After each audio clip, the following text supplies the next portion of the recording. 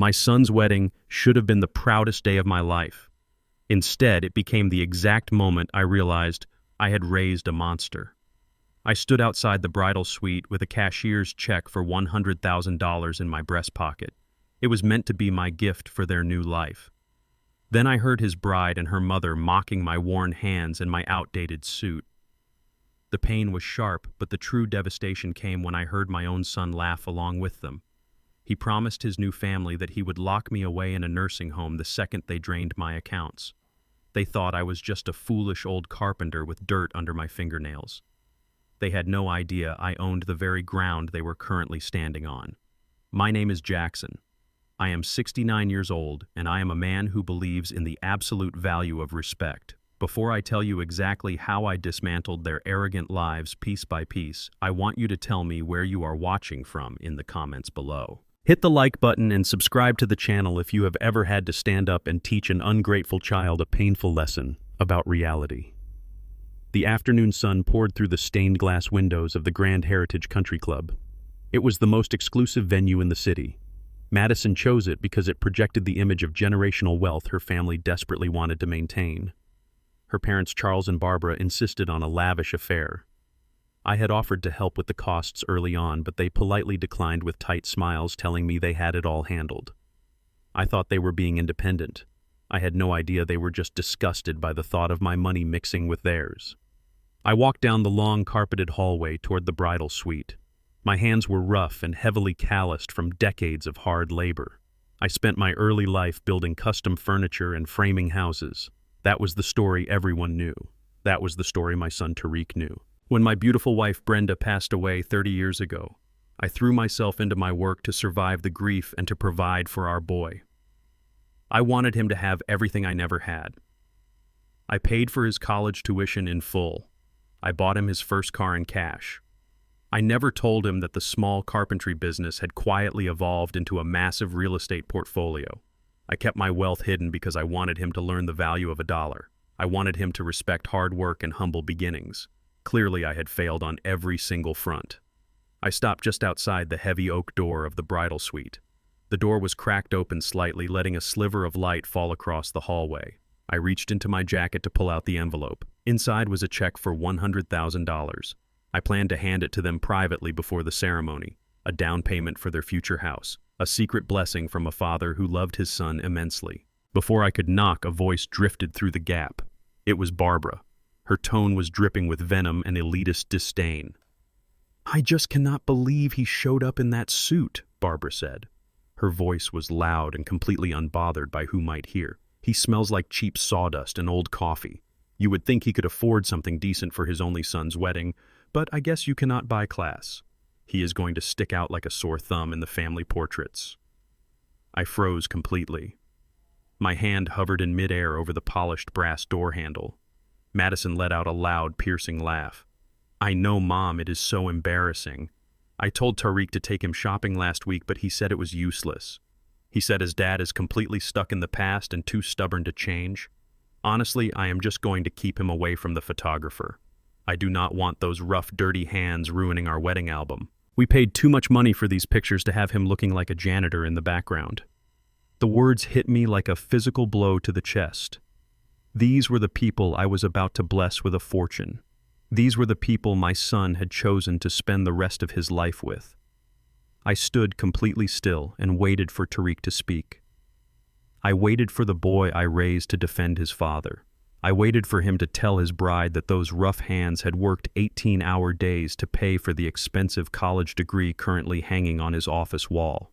I wanted him to tell Barbara that my outdated suit was a choice of humility, not a sign of poverty. Instead, I heard Tariq chuckle. It was a smooth, practiced sound that made the blood in my veins run ice cold. "Relax," Madison Tariq said. His voice was casual and utterly devoid of any loyalty. "He is just a clueless old carpenter. We just have to play nice for a little while longer. His mind is already starting to go anyway. He forgot where he put his car keys twice last month. Once we get the paperwork sorted for his trust fund, we will move him into a managed care facility. We can tell everyone it is for his own safety and medical benefit. Then we will have the entire estate to ourselves, and we never have to deal with his embarrassing habits again." The The silence in the hallway around me was deafening. The only sound was the frantic, heavy beating of my own heart against my ribs. He was not just mocking me to appease his arrogant new wife. He was actively plotting against me. My own flesh and blood was planning to declare me mentally incompetent and lock me away in a facility just to get his hands on a trust fund he did not even know the true astronomical value of. He thought I was losing my mind because I misplaced my keys on a busy morning. He mistook my quiet demeanor for weakness and frailty. He mistook my simple lifestyle for poverty. I did not burst through the door. I did not yell or demand an explanation. I did not shed a single tear in that hallway. Tears are for people who have lost something valuable and irreplaceable. I had not lost a son. I had simply discovered a parasite feeding off my decades of sacrifice. I slowly pulled my hand back from the doorframe. I took the crisp white envelope containing the $100,000 check and folded it neatly in half. I placed it back into the inner pocket of my suit jacket right next to my heart. I smoothed the lapels of the suit that Barbara found so offensive. I took a deep breath, letting the cold, hard reality wash over my senses. The father who loved Tariq unconditionally died in that hallway. In his place, a man of business and ruthless justice was born. I turned around and walked back down the hallway. My footsteps were completely silent on the thick carpet. I made my way toward the main reception hall where the guests were beginning to gather for the dinner service. I found my assigned seat. It was not at the front with the parents of the bride where the father of the groom belonged. It was at the very back of the room, tucked behind a massive floral arrangement and right next to the swinging wooden doors of the busy kitchen. They had literally hidden me away from their high society friends. They placed me with distant cousins and coworkers they felt obligated to invite out of mere courtesy. I sat down at the table and poured myself a glass of ice water. I watched the grand room fill with people wearing expensive clothes and flashing fake smiles. I watched Charles strut around the room boasting about his imported goods business and his prestigious country club memberships. I knew financial things about Charles that would make his arrogant smile vanish in an instant. But I was in no rush to reveal my hand. The ceremony went off perfectly to the untrained eye. Tariq and Madison exchanged vows about eternal love and unwavering loyalty. I watched them from the back row, my expression completely unreadable and stoic. I did not clap when they kissed. I did not stand when they walked down the aisle as husband and wife. I simply watched them the way a predator watches its prey happily wander into a steel trap. As the reception moved into full swing, the extravagant nature of the event became glaringly clear. There were towering swan ice sculptures, massive imported seafood displays, and a premium open bar serving top-shelf liquor to hundreds of thirsty guests. I knew exactly how this lavish display was being funded. Charles had approached me secretly 2 months ago asking me to guarantee a line of credit for the wedding expenses. He claimed it was a temporary cash flow issue, and that he would clear the balance immediately after the event. I had agreed because I wanted my son to have a beautiful day without worry. I had attached my unlimited corporate black card to the venue's master account as a silent financial guarantor. I took my phone out of my pocket and placed it on the table. I opened my secure banking application. With 3 simple, deliberate taps, I deactivated the guarantee on the corporate card. I canceled the authorization for the Grand Heritage Country Club permanently. I slipped the phone back into my pocket and took a slow sip of my water. The invisible fuse was lit. I leaned back in my uncomfortable chair and watched the main doors. I knew exactly what was going to happen next. The venue required full settlement of the open bar and catering overages before the cake-cutting ceremony could begin. In exactly 20 minutes, the banquet manager was going to walk up to Charles and run his credit card. The card that was completely maxed out. The card that I was no longer backing up with my hidden wealth. The disrespect in the dressing room was their first mistake. The laughter was their second. Thinking they could outsmart a man who built an empire from nothing was their final and fatal error. I was not going to yell or cause an undignified scene. I was simply going to let the harsh, unforgiving light of reality burn their fragile, arrogant world to the ground. The party was just getting started. The swinging wooden doors of the catering kitchen kept hitting the back of my chair every time a waiter rushed past with a silver tray of expensive appetizers. This was the exact spot my son and his new family had chosen for me. I sat next to a drafty air conditioning vent and a table full of Madison's distant relatives who did not even bother to ask for my name. I took another slow sip of my ice water and watched the extravagant spectacle unfolding at the center of the massive ballroom. Charles was holding court at the head table with a crystal glass of vintage champagne in his hand. He was laughing loudly and slapping the shoulders of his wealthy business associates. He looked like a man who owned the entire world. He looked like a man who had successfully secured his daughter's financial future by marrying her to a young professional with a massive hidden trust fund. He had absolutely no idea that his entire reality was about to violently collapse. I glanced at my watch. It was exactly 8 in the evening. The venue had a strict billing policy that dictated all catering overages and open bar tabs must be settled before the main dinner service concluded and the cake-cutting ceremony commenced. I saw Philip, the banquet manager, walking across the polished marble floor. He carried a sleek black leather folder containing the final invoice. His face was a mask of professional courtesy, but his steps were quick and purposeful. He bypassed my hidden table completely and headed straight for the grand head table where Charles and Barbara sat next to the newlyweds. I leaned forward slightly, resting my calloused hands on the crisp white tablecloth. The execution of my plan was about to begin. Philip leaned down and whispered something respectfully into Charles's ear. Charles waved him off with an arrogant flick of his wrist and took the leather folder. He did not even bother to look at the itemized charges on the paper. He simply pulled a shiny gold credit card from his tailored tuxedo jacket and tossed it onto the silver tray Philip presented. "Keep the premium drinks flowing," Philip Charles announced loudly enough for the surrounding tables to hear. "We are celebrating the union of two great families tonight. Spare absolutely no expense for our guests." Philip nodded politely and walked away to process the payment at the main terminal near the bar. I kept my eyes locked on the manager, anticipating the exact moment the terminal would reject the transaction. 2 minutes later, Philip returned. The professional smile on his face had completely slipped. He leaned down and whispered to Charles again. Charles frowned deeply and snatched the gold card back. He pulled out a different card, a platinum one, and handed it over with a visibly annoyed expression. I knew exactly what was happening. Charles was entirely overextended. His imported goods business was drowning in debt, and his personal credit lines were stretched to their absolute breaking point. He had relied completely on my corporate black card remaining attached to the master account as the primary guarantor.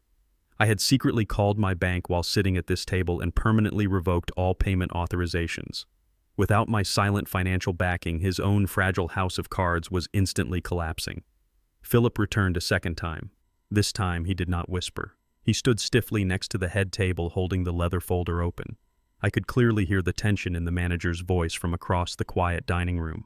"Sir, both of your credit cards have been declined by the issuer. The current outstanding balance for the premium open bar and the exotic seafood upgrades is exactly $25,400. The venue requires immediate settlement, or I am instructed by corporate management to shut down the bar and halt the dinner service entirely." The color drained instantly from Charles's face. He looked like a man who had just been punched in the stomach. Barbara dropped her silver fork onto her china plate, creating a loud clinking sound that echoed in the sudden silence around their table. Madison turned pale under her expensive bridal makeup. Tariq stood up quickly and tried to intervene. He placed a hand on the manager's shoulder and spoke in a hushed, urgent tone. "There must be a mistake," Tariq said. "My father Jackson set up a corporate guarantee for the overages last week. Run the master account again. The funds are absolutely guaranteed." Philip shook his head firmly. "I am sorry, sir. The corporate guarantor contacted our billing department just 20 minutes ago and permanently revoked all payment authorizations. The master account has been completely severed. You must provide an alternative form of payment right now." While they sweated under the harsh fluorescent lights of their own financial ruin, I allowed myself a moment of quiet reflection. Charles loved to brag about his exclusive membership at the Grand Heritage Country Club. He loved to talk about the prestigious history of the grounds and the elite status required to even step foot inside the lobby. He did not know a single thing about real estate. He did not know that 20 years ago I formed Ironclad Properties. He did not know that my company purchased the exact 500 acres of prime land that this entire country club was built upon. I was not just a guest at this venue. I was the supreme landlord. Every single month, the arrogant executives who ran this club sent a massive lease payment directly to my corporate accounts. I owned the ground beneath their expensive leather shoes. I owned the walls surrounding their fake high society party. And I owned the power to destroy them with a single tap on my cell phone. Tariq stormed across the ballroom floor. His face was twisted in a mixture of profound embarrassment and furious rage. Charles followed closely behind him, trying to maintain a facade of control but failing miserably. They stopped right in front of my small, secluded table. The relatives sitting next to me stopped eating and stared in absolute shock. "What is going on?" Tariq demanded. His voice was a harsh, aggressive hiss. "Philip says you canceled the payment authorization. Fix it right now. People are staring at us. You are embarrassing Madison and her family." I did not stand up. I did not raise my voice. I looked at the son I had sacrificed everything for and felt absolutely nothing. "I did not cancel anything by mistake," I replied slowly and clearly. "I intentionally removed my financial backing from this event. I am no longer paying for your alcohol or your imported seafood. You are a grown man, Tariq. You wanted a lavish wedding to impress your new in-laws. I suggest you figure out how to pay for it." Charles slammed his fist onto my table, rattling the water glasses. "Listen to me, Jackson," Charles threatened through gritted teeth. "We made a deal. You promised to cover the overages. You cannot just back out in the middle of the reception. You are ruining my daughter's wedding. Run your card right now, or I swear I will make you regret this." I slowly stood up, pushing my chair back. I matched Charles's height, but I carried the solid, heavy build of a man who had worked manual labor for 40 years. Charles immediately took a fearful step back. "We never made a deal," Charles stated coldly. "You begged me to cover your financial shortcomings because your import business is suffocating under a mountain of unpaid debt. I agreed to help out of the goodness of my heart, but that goodness dried up about an hour ago. A clueless old carpenter like me does not have $25,000 to waste on ungrateful people." Tariq flinched visibly. He recognized his exact words. The color drained from his face as he realized I had heard the entire conversation in the bridal suite. Madison rushed over, holding the heavy skirts of her white designer gown. Her face was contorted in panic. She pointed a manicured finger directly at my face. "You promised to pay for this," she screamed, losing all her refined manners. "You are completely ruining my perfect day. You are just a selfish old man who is losing his mind." "Tariq was right about you." I looked at Madison with absolute disgust. I reached into my breast pocket and pulled out the folded white envelope. I held it up so the three of them could see it clearly. "This envelope contains a cashier's check for $100,000, I said, keeping my voice deadly calm. "It was going to be my wedding gift to you both, a down payment for your future." But then I heard your little conversation in the dressing room. I heard you mocking my outdated suit. I heard you complaining about my rough, dirty hands ruining your expensive wedding photos. Madison covered her mouth with both hands, letting out a stifled gasp of pure horror. Charles and Barbara, who had just arrived at the table, stared at their daughter in shock. I turned my gaze back to my son. "And I heard you, Tariq. I heard you laughing at me. I heard you promising your new bride that you would declare me mentally incompetent and lock me in a facility just to steal my trust fund. You sold out the father who gave you everything for a woman who respects absolutely nothing." Tariq opened his mouth to speak, but no words came out. He was completely paralyzed by the exposure of his own treacherous greed. "So I am keeping my dirty hands entirely out of your lives," I continued. "I am keeping my outdated suit away from your cameras. And most importantly, I am keeping my money far away from your bank accounts. You wanted to be a part of the high society elite. Now you can pay the elite price." I ripped the $100,000 check exactly in half right in front of their faces. Madison let out a loud, sobbing wail. I dropped the torn pieces of paper onto the table next to my half-empty water glass. I turned my back on them and began walking toward the main exit of the ballroom. Tariq screamed my name from across the room. He threatened that I would never see him again. He swore he would make me pay for humiliating him in front of his new family. I did not look back, and I did not stop walking. Behind me, the banquet manager signaled the catering staff. The bright lights behind the premium bar were immediately shut off. The waiters began physically pulling the plates of expensive food away from the guests. The grand celebration collapsed into a chaotic, humiliating nightmare for Charles and his arrogant family. The venue management was already calling the local police to report a massive theft of services. I stepped out into the cool evening air and walked toward my car. The heavy burden of blind parental devotion was permanently lifted from my shoulders. I had fired the first shot, but I knew Tariq and his new family were too greedy to simply walk away. They were going to try to retaliate. They were going to come after my assets with everything they had. They wanted a war over my wealth. I was going to give them a war they would never forget. 2 days passed since I walked out of the grand ballroom and left my son to face the devastating consequences of his own arrogance. I was sitting at my kitchen table reviewing the latest quarterly reports for ironclad properties when my personal cell phone buzzed violently against the wood. The caller ID displayed an international number originating from France. I knew exactly who was calling. I picked up the phone and pressed it to my ear without saying a single word. Tariq did not bother with a polite greeting. His voice exploded through the receiver with a frantic, aggressive pitch.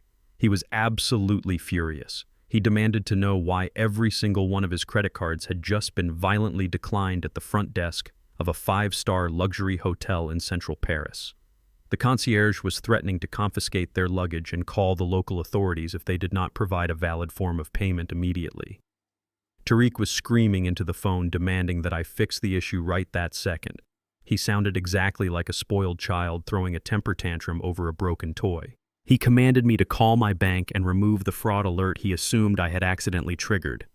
I kept the phone pressed to my ear and listened to his frantic breathing. "You humiliated us in front of Madison's entire family," Tariq yelled. His voice echoed with a profound sense of toxic entitlement. Charles had to beg the country club manager not to press criminal charges for theft of services. He had to liquidate his emergency business funds just to keep us from being arrested on our wedding night. You ruined the most important day of my life because you threw a pathetic temper tantrum over a harmless joke. I could hear Madison crying loudly in the background. Her shrill voice pierced through the international connection. She was cursing my name and demanding that Tariq force me to transfer the funds immediately. The sheer audacity of their demands was staggering. They were standing in the lobby of one of the most expensive hotels in Europe, completely stranded, and they still believed they possessed the higher ground. Tariq ordered me to wire $15,000 into his primary checking account to cover the honeymoon expenses. He claimed I owed them major compensation for the severe emotional distress I caused at the reception. He told me that if I did not wire the money in the next 10 minutes, he would never let me see my future grandchildren. He tried to use his non-existent family loyalty as a weapon to extort me. He thought he could bully a clueless old carpenter into submission. He thought the threat of isolation would break my resolve. He did not understand that isolation from toxic parasites was exactly what I wanted. He demanded that I call my bank and apologize for the inconvenience I caused his new bride.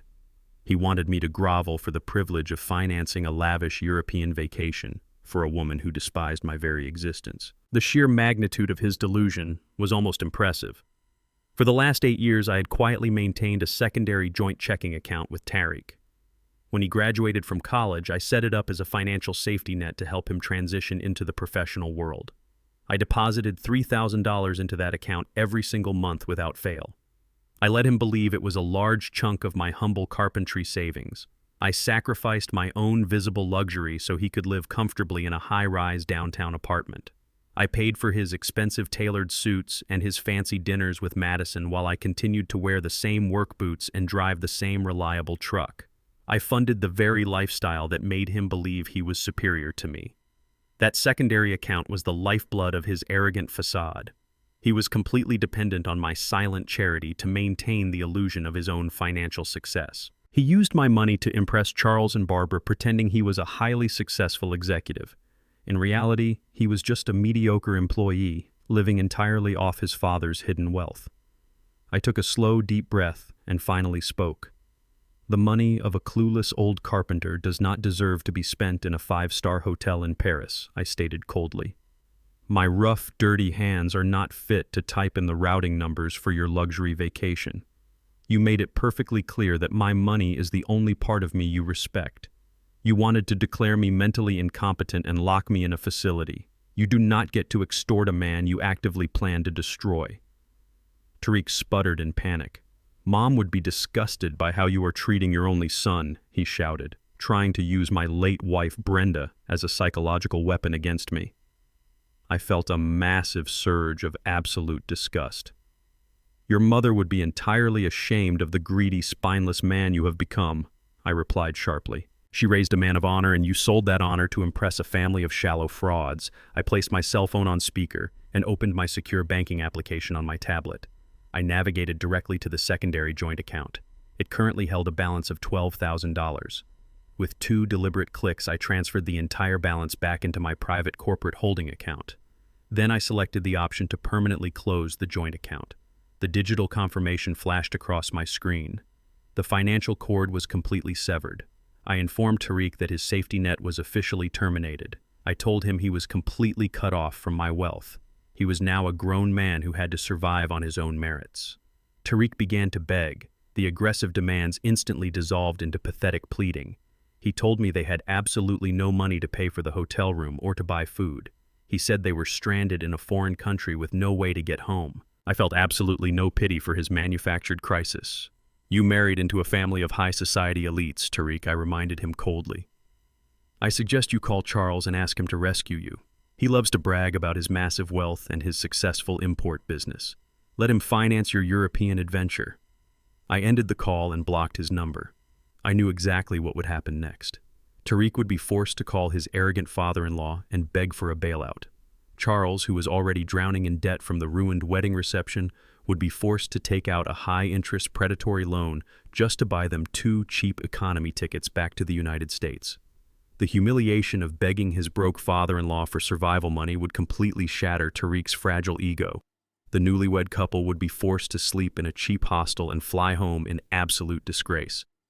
I poured myself a fresh cup of coffee and watched the morning news. I had successfully dismantled their European honeymoon, but I knew the war was far from over. Charles and Barbara were not going to accept this financial humiliation quietly.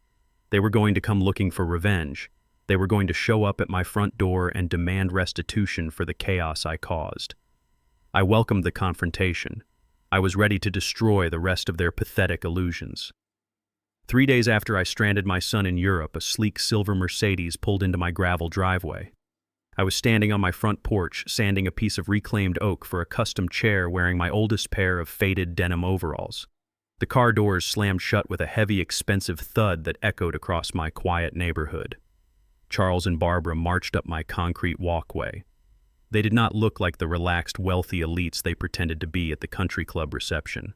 Their designer clothes were deeply wrinkled and their faces were tight with exhaustion and unbridled fury. Charles had dark circles under his eyes, likely from the immense stress of wiring emergency funds to Paris just to get his precious daughter on a budget flight back to the States. He stopped at the bottom of my wooden steps, glaring at me as if I were a stain on his pristine leather shoes. He did not bother to say hello or offer a basic greeting.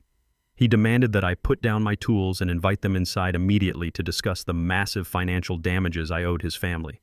I did not move an inch. I blew the sawdust off the oak board, set my sandpaper down on the workbench, and stared right back at him. I told him my porch was as far as he was going to get. Barbara crossed her arms tightly, her oversized diamond rings catching the afternoon sun. She scoffed, looking around my modest single-story ranch home with absolute disgust. She told me I was acting like an uneducated thug. She said I had deeply traumatized Madison and completely ruined their family reputation in front of the most important socialites in the city. Charles stepped up onto the first stair, puffing out his chest to try and intimidate me. He pointed a manicured finger directly at my face. He commanded me to reimburse him for the $25,000 catering bill he was forced to settle to keep the venue manager from calling the police.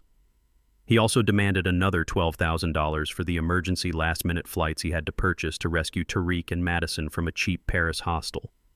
He spoke to me as if I were a disobedient servant who had stepped out of line.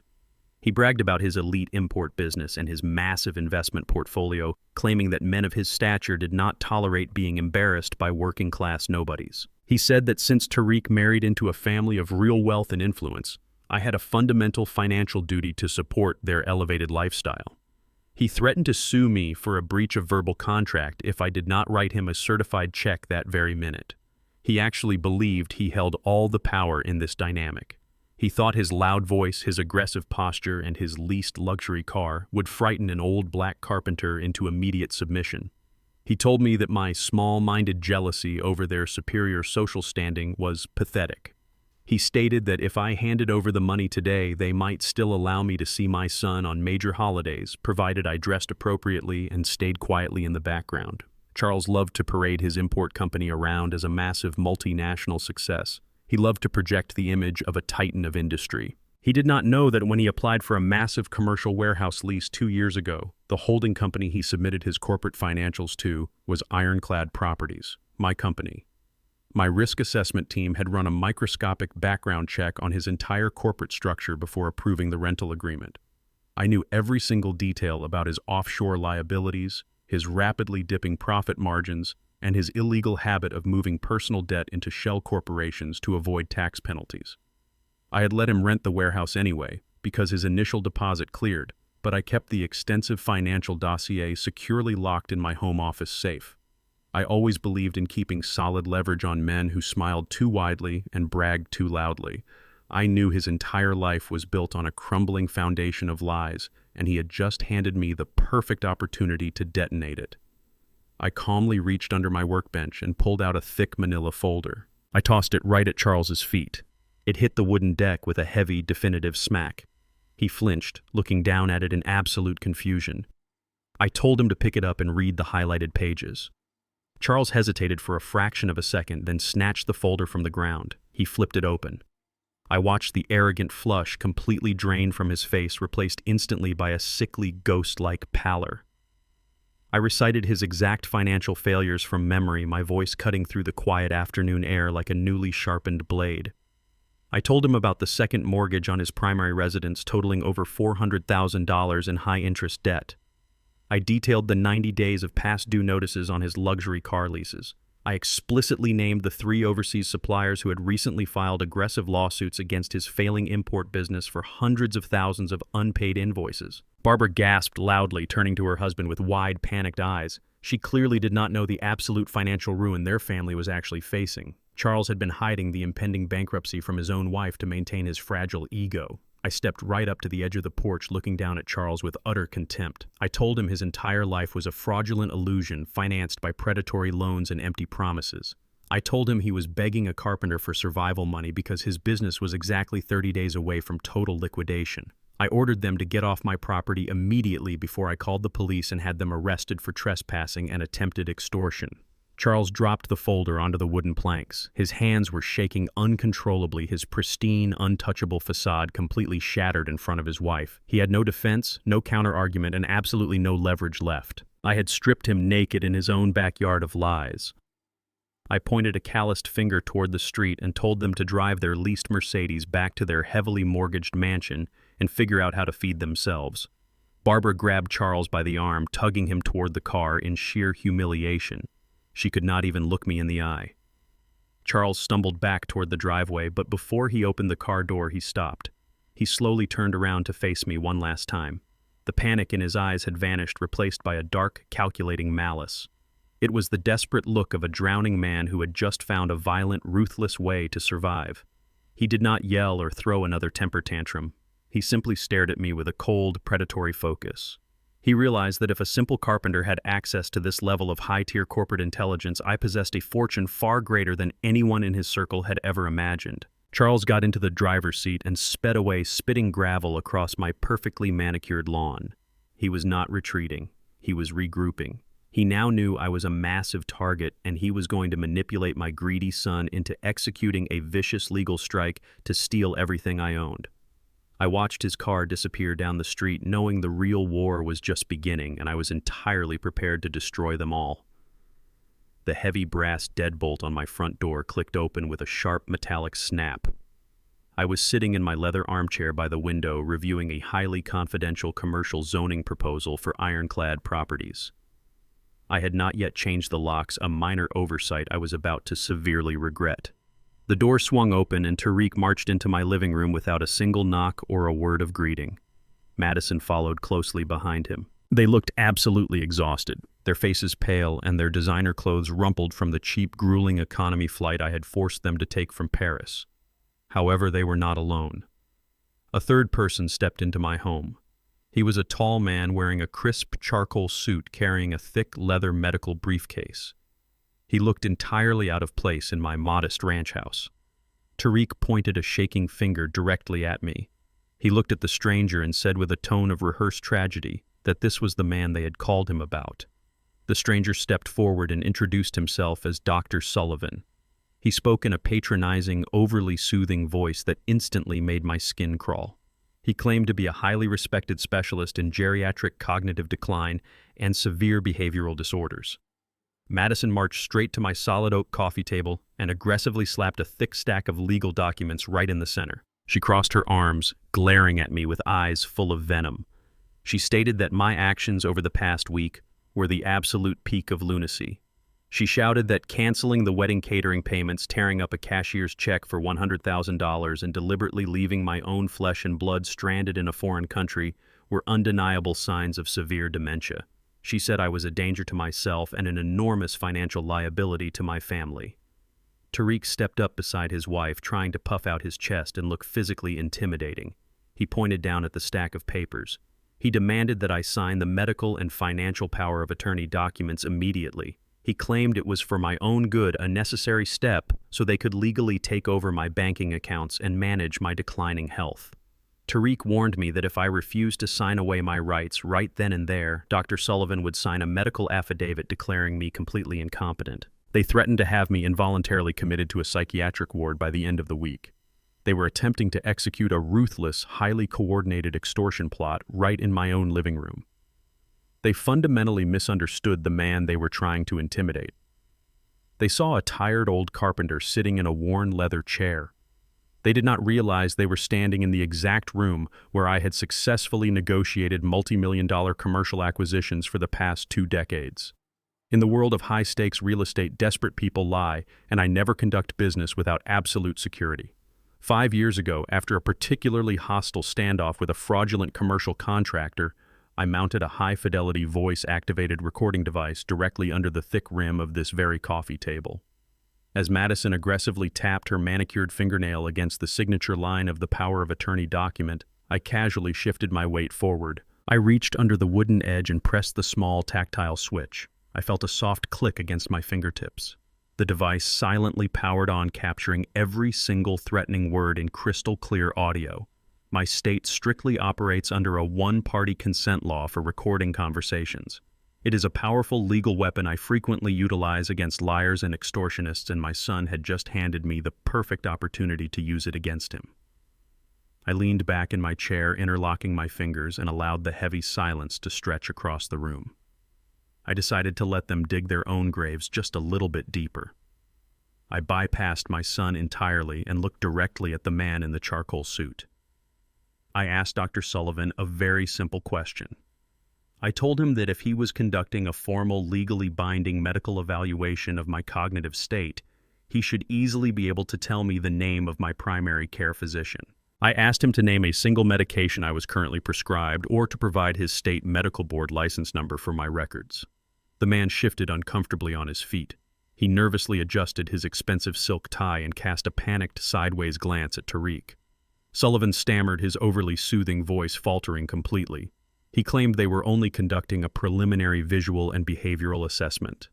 He used empty clinical buzzwords, stating that my erratic financial hostility toward my beneficiaries was a textbook symptom of advanced psychological deterioration. I stood up slowly, drawing myself up to my full height. The air in the living room instantly turned to ice. I looked down at the fraud standing in my home. I stated with absolute unwavering certainty that he was not a licensed doctor. I told him that a real medical professional does not conduct an ambush competency evaluation alongside angry family members who are aggressively demanding signatures on a financial transfer document. I pulled my cell phone from my pocket and held it up. I informed them that I had recorded every single word of their pathetic extortion attempt. I gave the fake doctor exactly 10 seconds to get out of my house before I called the police and had all 3 of them arrested for trespassing, attempted elder fraud, and criminal conspiracy. The color instantly drained from the fake doctor's face. He did not wait for another warning. He grabbed his leather briefcase, turned on his heel, and practically sprinted out the front door, leaving Tariq and Madison completely exposed.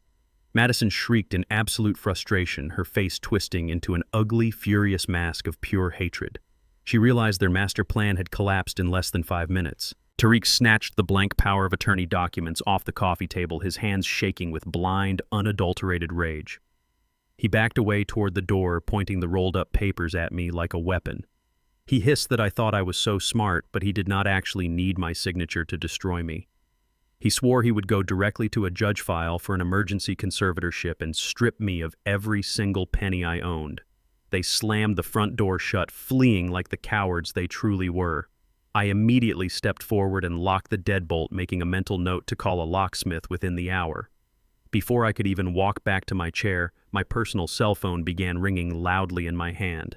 The caller ID displayed the name of my private attorney, Vincent Thorne. I answered the call expecting a routine update on my upcoming commercial leases. Instead, Vincent's voice was tight with severe urgency. He told me we had a massive, immediate problem. Tariq was not just making empty threats in my living room. Vincent informed me that his contacts at the county title registry had just flagged a highly suspicious transaction.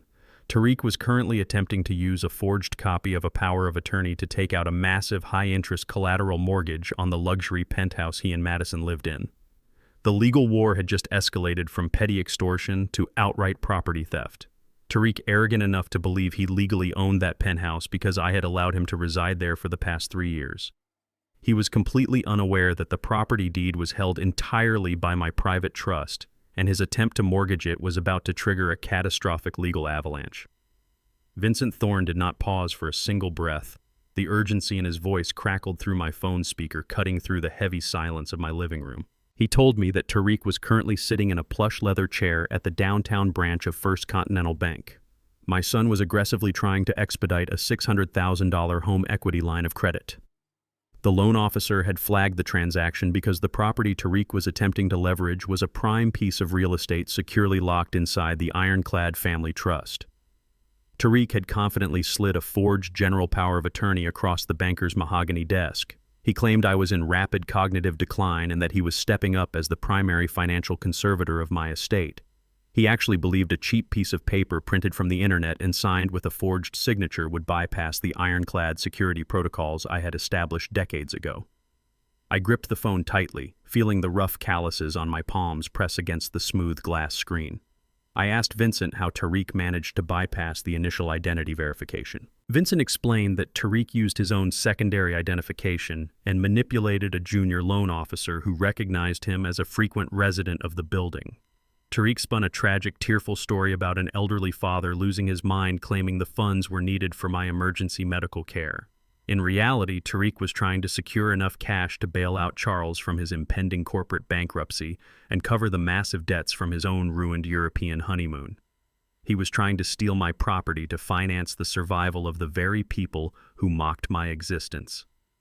I told Vincent to stay on the line. I stood up, grabbed my keys, and walked out the front door of my modest ranch house.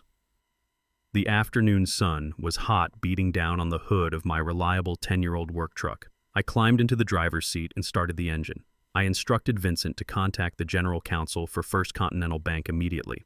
I did not want him to simply warn Tariq. I wanted the bank's fraud department to log the transaction, copy the forged document, and build a permanent criminal record of my son's actions. Vincent agreed instantly. He knew exactly how I operated. We were not going to stop the crime before it happened. We were going to let Tariq fully commit felony bank fraud, securing a permanent, undeniable chain of evidence that would utterly destroy any future legal defense he might try to mount. As I drove toward the gleaming glass towers of the downtown financial district, my mind drifted back to the day I handed Tariq the keys to that luxury penthouse. It was a spectacular property occupying the entire top floor of a high-rise building I had acquired during a commercial buyout 3 years ago. It featured floor-to-ceiling windows, private elevator access, and a panoramic view of the city skyline.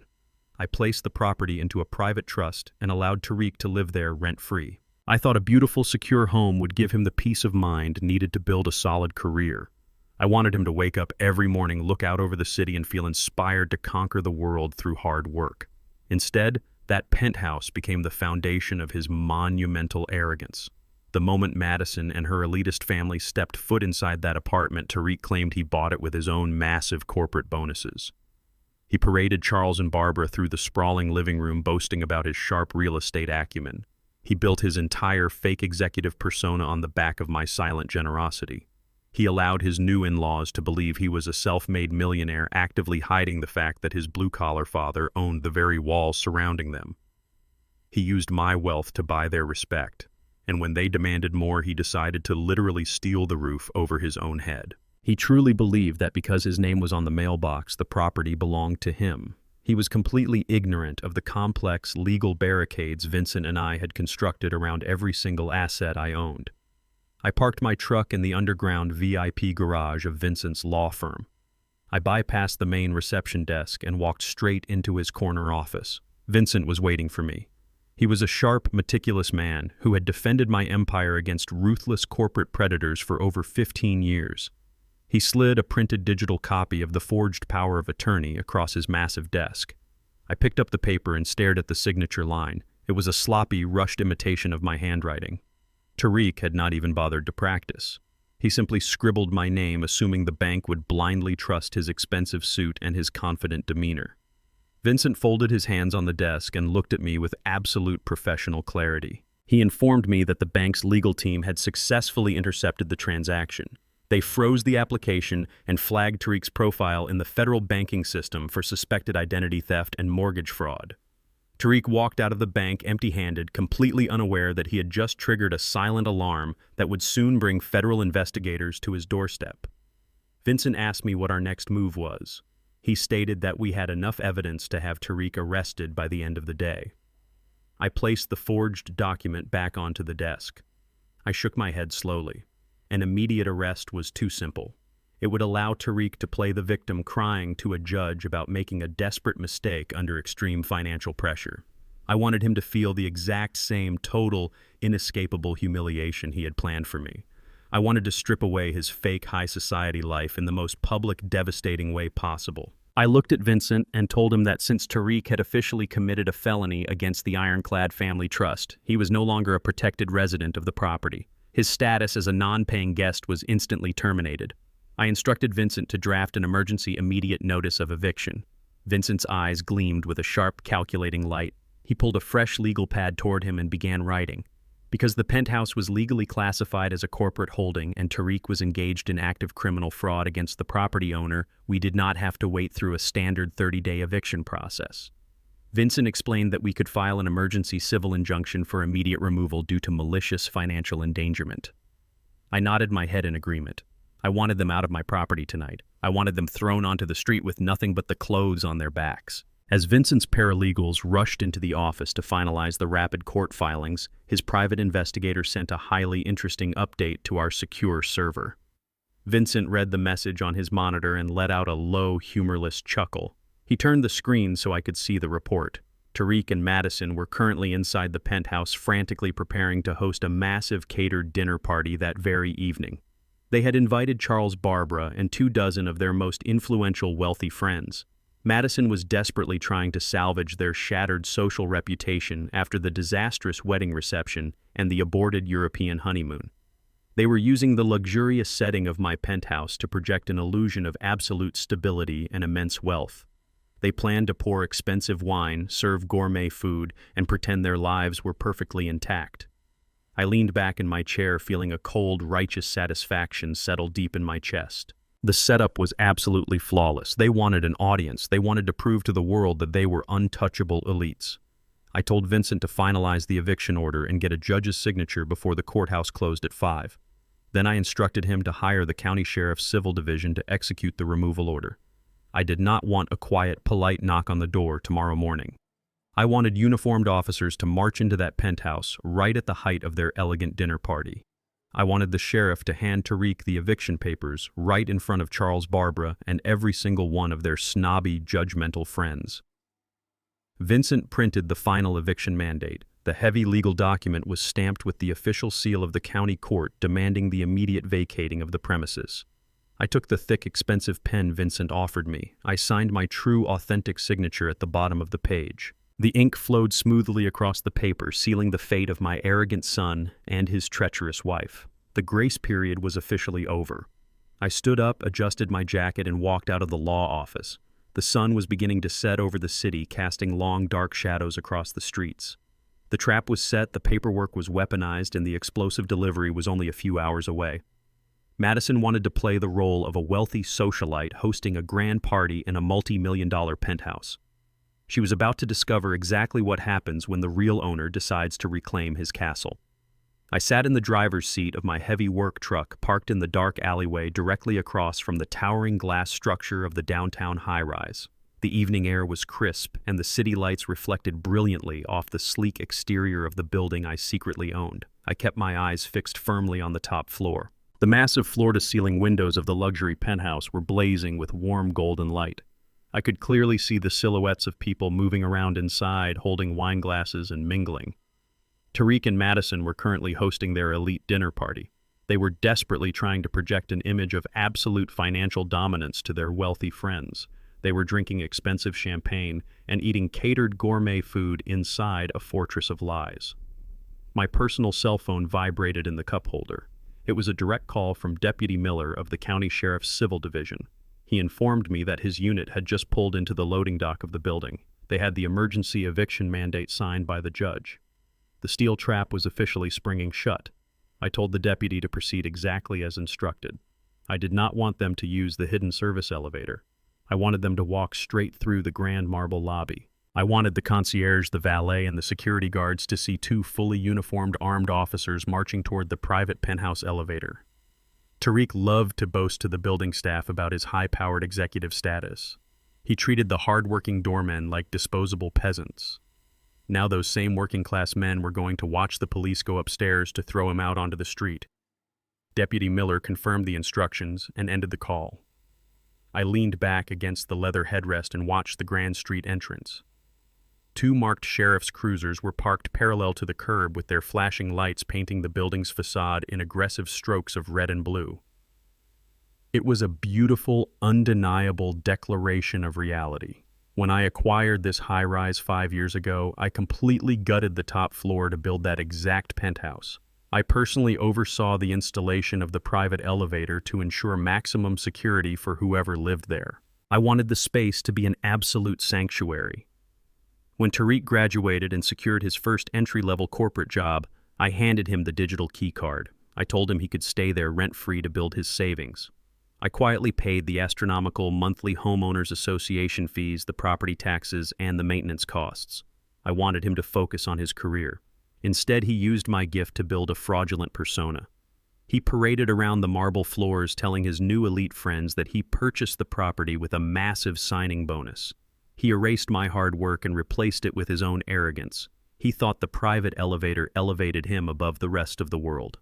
Tonight, that same elevator was bringing absolute ruin directly to his front door. My tablet rested on the passenger seat, displaying a secure live feed from the building's internal security network. I had full access to the camera positioned right outside the penthouse door. I watched the heavy steel doors of the private elevator slide open. Deputy Miller and his partner stepped into the private foyer. They looked serious and completely unbothered by the expensive artwork lining the walls. Deputy Miller pressed the heavy brass doorbell. A few seconds later, the front door swung open. Tariq stood there wearing a tailored navy suit, holding a crystal glass of aged bourbon. His confident smile instantly melted into a mask of pure terror. He tried to quickly step outside and pull the door shut behind him to hide the police from his wealthy guests. Deputy Miller placed a heavy hand on the doorframe, preventing Tariq from closing it. The deputy's voice was loud and authoritative, carrying clearly through the security feed. Deputy Miller handed Tariq the thick legal folder. He announced that Tariq and all occupants were in direct violation of a court-ordered emergency eviction due to malicious financial endangerment and criminal fraud against the property owner. Tariq dropped his crystal glass. It shattered against the hardwood floor, sending expensive bourbon splashing across his polished shoes. The sound drew the immediate attention of the guests inside. Charles and Barbara walked into the foyer, closely followed by Madison, their faces twisted in absolute shock as they saw the uniformed officers standing in the doorway. Madison demanded to know what was happening using her shrill, demanding tone. Deputy Miller did not mince words. He informed the entire group that Tariq had attempted to mortgage the property earlier that day using a forged power of attorney. He stated that the legal owner, Ironclad Family Trust, had successfully filed an emergency removal order. He gave Tariq and Madison exactly 60 minutes to pack one bag of personal belongings each and vacate the premises. If they refused, they would be placed in handcuffs and removed by force. The high society guests did not wait for an explanation. The moment they heard the words criminal fraud and eviction, they began rushing toward the elevator. No one wanted to be associated with a police raid. They brushed past Charles and Barbara, completely ignoring their desperate attempts to salvage the situation. Charles stood frozen in the foyer, his face burning with a humiliation so profound it radiated through the grainy security footage. He realized his son-in-law was not a secret millionaire. Tariq was a broke fraud who was currently being thrown onto the street by the police. Charles also realized that the massive financial bailout he was expecting from Tariq to save his failing import business was entirely fake. Madison began screaming wildly. She slapped Tariq across the chest, demanding he fix the problem immediately. Tariq just stood there, staring blankly at the eviction notice bearing my authentic signature. The illusion was dead. The penthouse was lost. They had precisely 1 hour to pack their pathetic lives into a suitcase and walk out the front door under police escort. I closed the security feed and placed the tablet on the passenger seat. I turned the key in the ignition, feeling the steady, powerful rumble of my truck's engine. I was about to pull away from the curb when my personal cell phone rang. The caller ID displayed Madison's name. I knew exactly why she was calling. She had just lost her entire fake identity in front of her friends and her parents. She needed a target for her uncontrolled rage. I reached out and tapped the record button on my phone before accepting the call. I did not say a single word. I simply held the phone to my ear and let the heavy silence hang in the air. Madison did not hold back. She unleashed a torrential flood of pure, unfiltered hatred. Her high society manners completely evaporated, revealing the ugly racist core she had been hiding all along. "You piece of garbage!" she screamed, her voice cracking with hysteria. "You think you can do this to me? You think you can embarrass my family in front of our friends? You are nothing but an uneducated, dirty old black man who got lucky with some real estate. You do not belong in our world. You are a disgusting animal, and I am going to make sure every single person in this city knows how you abuse your own family. I am going to completely destroy your business. I am going to ruin your reputation. I will make sure you die alone in a filthy nursing home exactly where people like you belong." She continued screaming, spitting vile racial slurs and horrific threats. She blamed me for Tariq's fraud. She blamed me for her ruined dinner party. She blamed me for the fact that she was currently packing a suitcase while 2 sheriff's deputies watched her every move. She thought her words were wounding me. She thought she was asserting her superiority over a man she viewed as inferior. She had absolutely no idea she was handing me the exact ammunition I needed to obliterate her entire professional and social existence. Madison worked as a senior public relations director for a highly prestigious media firm downtown. It was a firm that prided itself on diversity, corporate ethics, and public morality. I let her scream until her voice gave out. I let her expose every dark racist corner of her arrogant soul. When she finally paused to take a breath, expecting me to yell back or defend myself, I simply tapped the red button on my screen. I ended the call. I saved the audio file to my secure cloud server instantly. I did not feel angry. I felt absolute cold clarity. Madison wanted to destroy my reputation. She wanted to play the victim and paint me as the villain to the public. She had just provided me with a high-definition audio recording of a racist hate speech directed at a senior citizen. I put the truck into gear and drove away from the towering glass building, leaving them to the police and the cold reality of the street. I had my weapon. It was time to introduce Madison to the brutal, unforgiving power of the internet. I woke up the next morning to the sound of my phone vibrating relentlessly against the solid oak nightstand. It was barely 6 in the morning, but the screen was already flooded with dozens of missed calls and urgent text messages. I sat up slowly, feeling the familiar ache in my shoulders from decades of framing houses and carrying heavy lumber. I reached for the phone, expecting to see more pathetic apologies or angry demands from Tariq. Instead, the screen displayed an urgent priority alert from my attorney, Vincent Thorne. I answered the call immediately, knowing Vincent never panicked without a highly calculated reason. He did not say good morning. He simply instructed me to open the secure link he had just sent to my email and to brace myself for a massive public relations nightmare. I walked into my kitchen, poured a cup of black coffee, and opened the tablet resting on the counter. I tapped the link. It directed me to a major social media platform. Staring back at me from the bright screen was the tear-stained face of my daughter-in-law, Madison. The video was shot in what looked like the dimly lit guest bedroom of Charles and Barbara's heavily mortgaged mansion. Madison was completely stripped of her designer bridal glamour. Her hair was intentionally messy. She wore an oversized plain gray sweater. She looked small, fragile, and utterly devastated. Barbara sat right beside her, gently rubbing her shoulder with a look of profound maternal sorrow. It was a masterclass in visual manipulation. The staging was designed to evoke maximum sympathy from anyone scrolling past.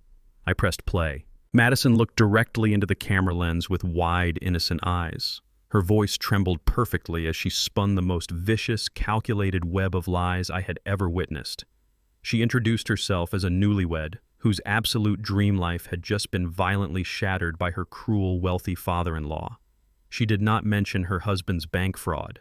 She did not mention the forged power of attorney or the attempt to steal a $600,000 mortgage. Instead, she painted a tragic, fictional portrait of a bitter, controlling patriarch who was insanely jealous of his son's happiness. She claimed I had invited them to live in my luxury penthouse only to throw them out onto the freezing street in the middle of the night purely out of spite.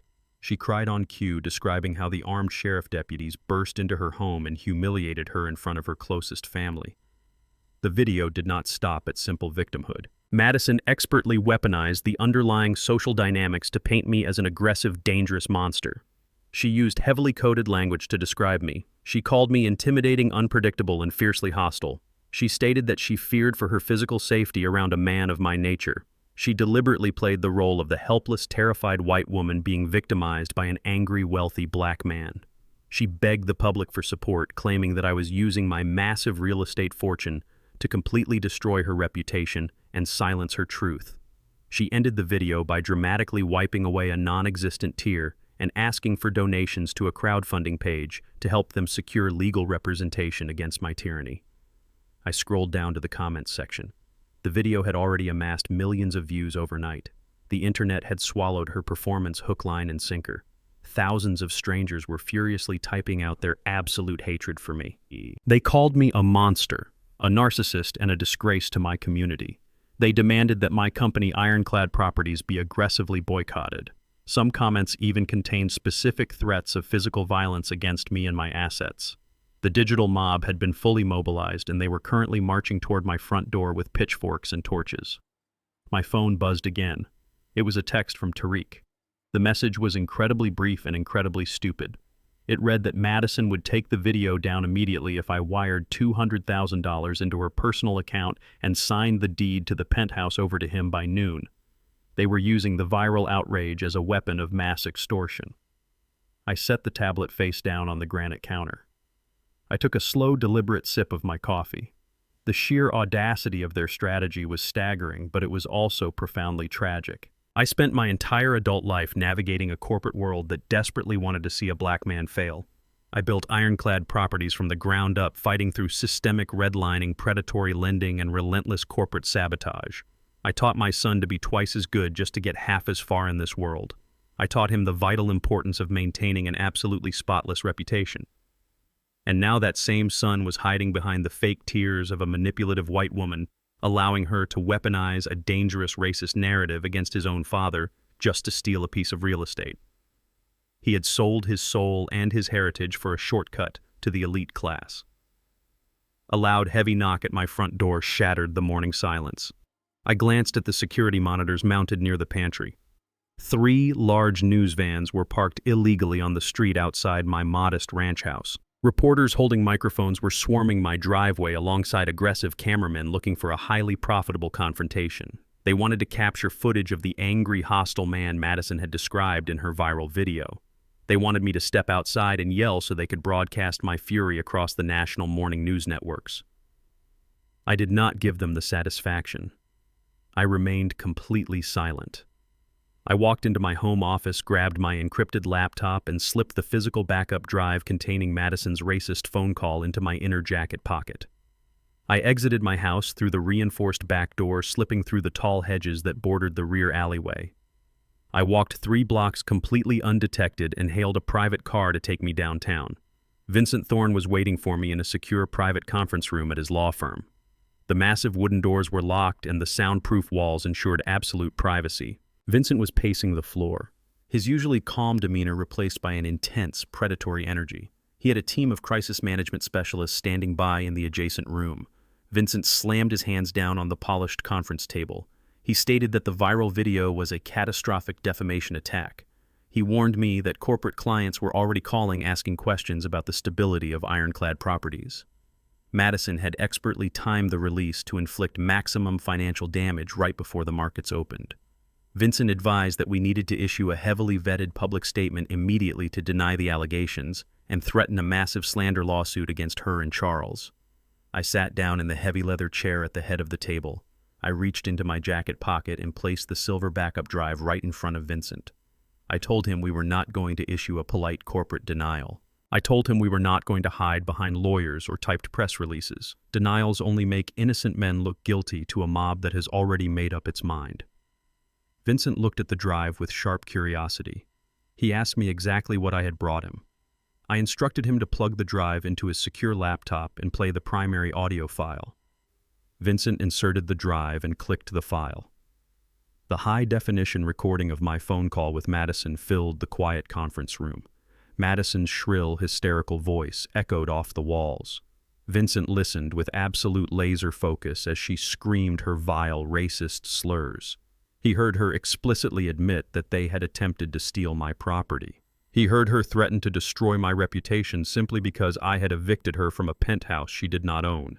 He heard the sheer, unvarnished hatred in her voice as she called me an uneducated, dirty old black man and promised to throw me in a filthy nursing home. The contrast between the innocent weeping victim in the viral video and the vicious, racist extortionist on the audio recording was absolutely staggering.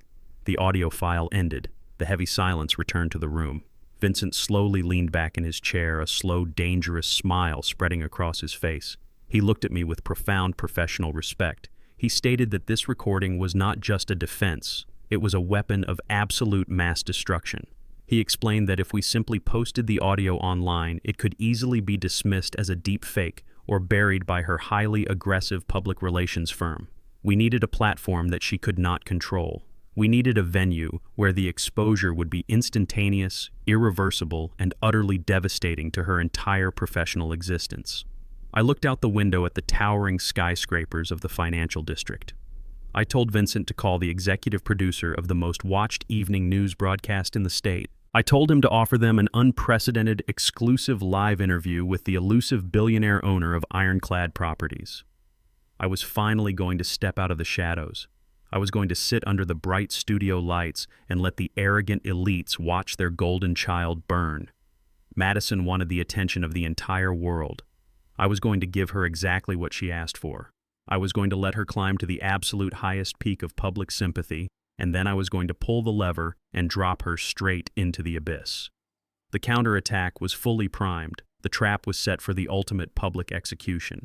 The blinding lights of the Channel 8 news studio beat down on my shoulders like heavy physical weights. I sat in the center of the sleek glass news desk wearing the exact same charcoal suit Barbara had mocked in the bridal dressing room. The primetime anchor. Diane Sterling adjusted her earpiece and looked at me with a mixture of professional curiosity and thinly veiled hostility. She was a veteran journalist accustomed to interviewing panicked executives caught in massive public relations scandals. She fully expected me to sweat under the intense pressure. She expected me to offer a rambling defensive apology for supposedly throwing my newlywed son and his fragile, crying wife onto the freezing street. The digital countdown clock on the studio wall ticked down to 0 with ruthless precision. The bright red light on the primary camera flared to life, indicating we were broadcasting live to over 4 million viewers across the state. Millions of people who had spent the last 24 hours calling me a brutal monster on social media were now staring directly at my face. I did not blink. I did not shift in my seat. I folded my rough, calloused hands on the glass desk and waited for her to strike the first blow. Diane wasted absolutely no time diving into the controversy. She opened the primetime segment by playing a short, carefully edited clip of Madison's viral video. The high-tech studio monitors echoed with my daughter-in-law's manufactured sobs and her tragic plea for public sympathy. Diane turned to me with a sharp, accusatory glare. She asked how a father could possibly justify such a ruthless act of financial retaliation against his own family. She asked if my immense hidden wealth had isolated me from basic human empathy. She aggressively pressed me on the allegations of physical intimidation and emotional abuse that Madison had so expertly woven into her digital performance. I let the heavy silence hang in the studio for 5 full seconds. It is a classic boardroom negotiation tactic. Silence forces the aggressive party to lean in and reveals their underlying anxiety. I looked directly into the primary camera lens. I stated in a calm, unwavering voice that I did not evict my son out of petty jealousy or blind anger. I evicted him because he committed felony bank fraud. I explained to the viewers that Tariq had forged a legal general power of attorney to steal a $600,000 mortgage against a property he absolutely did not own. I watched Diane's eyes widen slightly. She had not expected a dry, calculated legal counterpunch. She expected a messy, emotional argument full of excuses. I continued speaking with absolute surgical precision. I detailed how Charles and Barbara were drowning in massive commercial debt and how my son attempted to steal my assets to finance their fraudulent high society lifestyle. Diane tried to interrupt me, but I held up my hand and kept speaking. I told the audience about my late wife, Brenda. I told them how I spent 40 grueling years building ironclad properties from a single rusted pickup truck and a box of worn-out tools. I fought through decades of systemic redlining, aggressive corporate sabotage, and prejudiced banks that outright refused to lend money to a black carpenter from the South Side. I built a massive financial fortress so my son would never have to experience the bitter sting of poverty or the brutal humiliation of racial prejudice. I handed him the keys to an empire, and he chose to hand those keys to a family that despised the very color of his skin. I told the millions of people watching that I refused to let my life's work be looted by a family of arrogant parasites. Diane leaned forward, trying desperately to regain control of the live interview. She pointed out that these were incredibly severe accusations, but Madison's video had painted a vivid picture of a terrified young woman fleeing a dangerous, controlling patriarch. Diane asked if I had any tangible, verifiable proof to support my extreme claims against the beloved viral victim. I did not smile. I reached into my inner jacket pocket and pulled out my digital audio recorder. I placed the small silver device directly next to the studio microphone on the glass desk. I told Diane that Madison was indeed a brilliant public relations director, but she made one fatal, catastrophic error. She forgot that a black man who survives the ruthless corporate real estate world records every single threat directed at his business and his person. I pressed the play button. The audio was crisp, clear, and completely unedited. Madison's shrill, hysterical voice blasted through the studio monitors and straight into the living rooms of millions of viewers. They heard her explicitly admit to the failed extortion attempt. They heard her threaten to destroy my business simply because I stopped paying her bills and evicted her from a penthouse she never owned. But the absolute most devastating moment came when the racial slurs poured out of her mouth. The entire television studio froze in collective horror as her voice echoed with pure, unvarnished hatred. The audience heard her call me a dirty, uneducated black man who belonged in a filthy nursing home. They heard her promise to leverage her corporate media connections to destroy my life purely out of spite. The contrast was absolute and undeniable. The crying, helpless victim from the internet was instantly exposed as a vicious, racist predator. The recording ended with the sharp click of the call disconnecting. You could hear a pin drop in the massive television studio. The camera operators stared at me in shock. Diane Sterling sat completely speechless, her mouth slightly open in profound disbelief. The control room producers were frantically shouting through her earpiece, but she ignored them, completely paralyzed by the sheer magnitude of the broadcast. I looked back into the camera lens and stated that the truth requires no theatrical tears and no social media staging. I thanked Diane for her time, stood up from the desk, and walked off the set while the cameras were still rolling. By the time I walked out of the studio and climbed into the back of my waiting town car, the internet had already violently turned on Madison. Vincent called me immediately, his voice buzzing with triumphant energy. He informed me that the digital mob she created had pivoted with terrifying speed and was now tearing her life apart piece by piece. Within 15 minutes of the audio airing, Madison's prestigious public relations firm had issued a massive public statement across all their platforms. They terminated her employment immediately, citing a strict zero-tolerance policy for racial discrimination and hate speech. Her career was utterly annihilated in the blink of an eye. She was publicly disgraced, permanently unemployed, and facing imminent bank fraud charges alongside her husband. I had successfully burned her fake kingdom to ash using her own arrogant words. The victory was absolute, and the vindication was deeply satisfying. But a cornered rat is always the most dangerous animal. As my driver pulled onto the highway, my encrypted phone buzzed with an emergency red alert from my company's automated security grid. The motion sensors and perimeter cameras at my primary commercial construction site on the west side had just been triggered. I opened the live feed on my tablet. Charles was on the property. He had bypassed the outer chain-link fences and was standing near the expensive, heavy machinery. He was a desperate, ruined man who had just watched his daughter get completely destroyed on live television and his own fake wealth exposed to the world. His business was failing, his social standing was obliterated, and he had absolutely nothing left to lose. He wanted to inflict raw physical damage to my livelihood. He was holding a heavy steel crowbar and a red plastic canister of gasoline, moving erratically between the expensive bulldozers and the stacks of premium lumber. I ordered my driver to turn the car around and head straight for the construction site. The legal battles and public relations wars were over, but the physical confrontation was just beginning. Charles wanted to burn down my legacy, and I was going to ensure he walked straight into his own personalized prison cell. The Blacktown car tore through the empty city streets. I sat in the spacious leather back seat watching the glowing red dot on my secure tablet screen. Charles was moving deeper into the West Side commercial development project. My driver pushed the engine to its limits, weaving through the late-night traffic with absolute precision. I did not feel panic. I felt a cold, calculated anticipation. Charles was a desperate, ruined man. Desperate men always make catastrophic mistakes when they realize their illusions have been completely shattered. My driver pulled up to the heavy steel gates of the construction site. The heavy industrial padlock had been smashed with a blunt instrument. The thick iron chains hung uselessly from the metal bars. I told my driver to stay in the vehicle, lock the doors, and keep the engine running. I stepped out into the humid night air. The heavy scent of wet dirt, crushed concrete, and freshly cut pine filled my lungs. The massive 5-acre site was completely dark except for the pale moonlight reflecting off the yellow hydraulic bulldozers and the towering steel cranes. I walked through the broken gate with heavy, deliberate steps. I did not try to hide my approach. The loud crunch of my heavy work boots on the loose gravel echoed across the empty lot.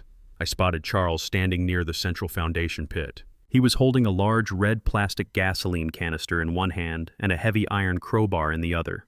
The strong, toxic odor of premium unleaded fuel hung thickly in the night air. He had already doused the expensive drilling equipment, the temporary site offices, and the massive stacks of imported lumber. He turned around wildly when he heard me approach. He dropped the crowbar and pulled a silver chrome lighter from the pocket of his tailored slacks. His hands were shaking so violently he could barely hold the small metal object. Charles looked absolutely deranged. The slick, arrogant, high society importer I had met at the country club was completely gone. His expensive designer shirt was soaked in sweat and raw gasoline. His silk tie was ripped open. He pointed the unlit silver lighter directly at the soaked lumber and screamed my name. His voice cracked with a hysterical, desperate pitch.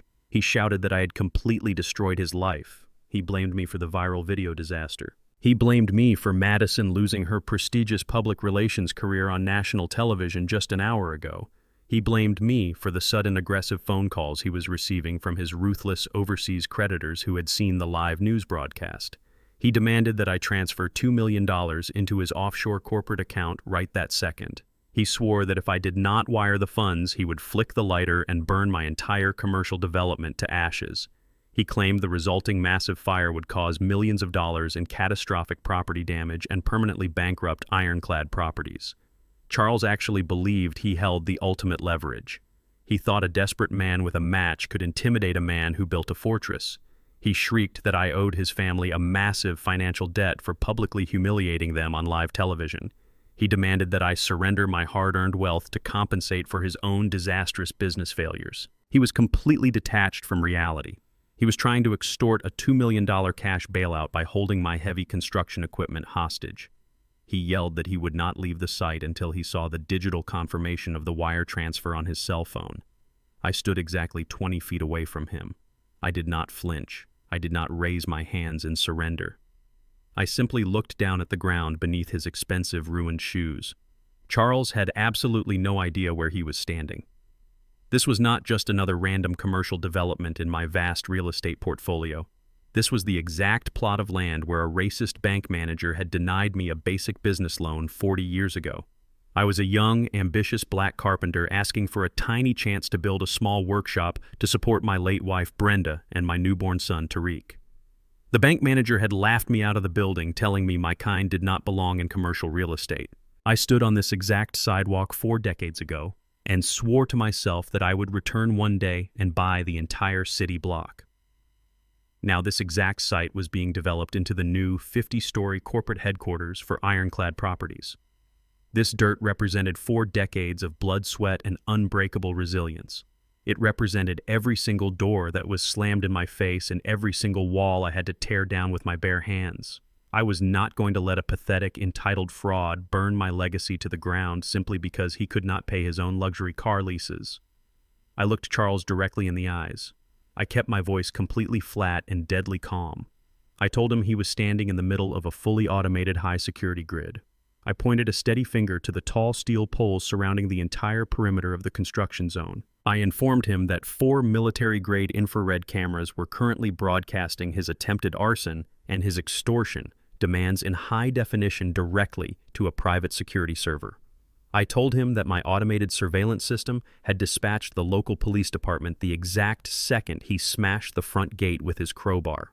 I explained to Charles that armed extortion and attempted arson of a major commercial property carried a mandatory minimum sentence of 20 years in a federal penitentiary.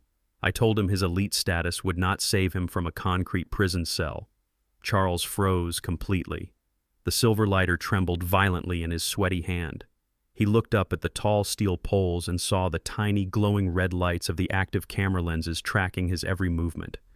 He realized his grand plan of destruction was actually a fully documented high-level felony.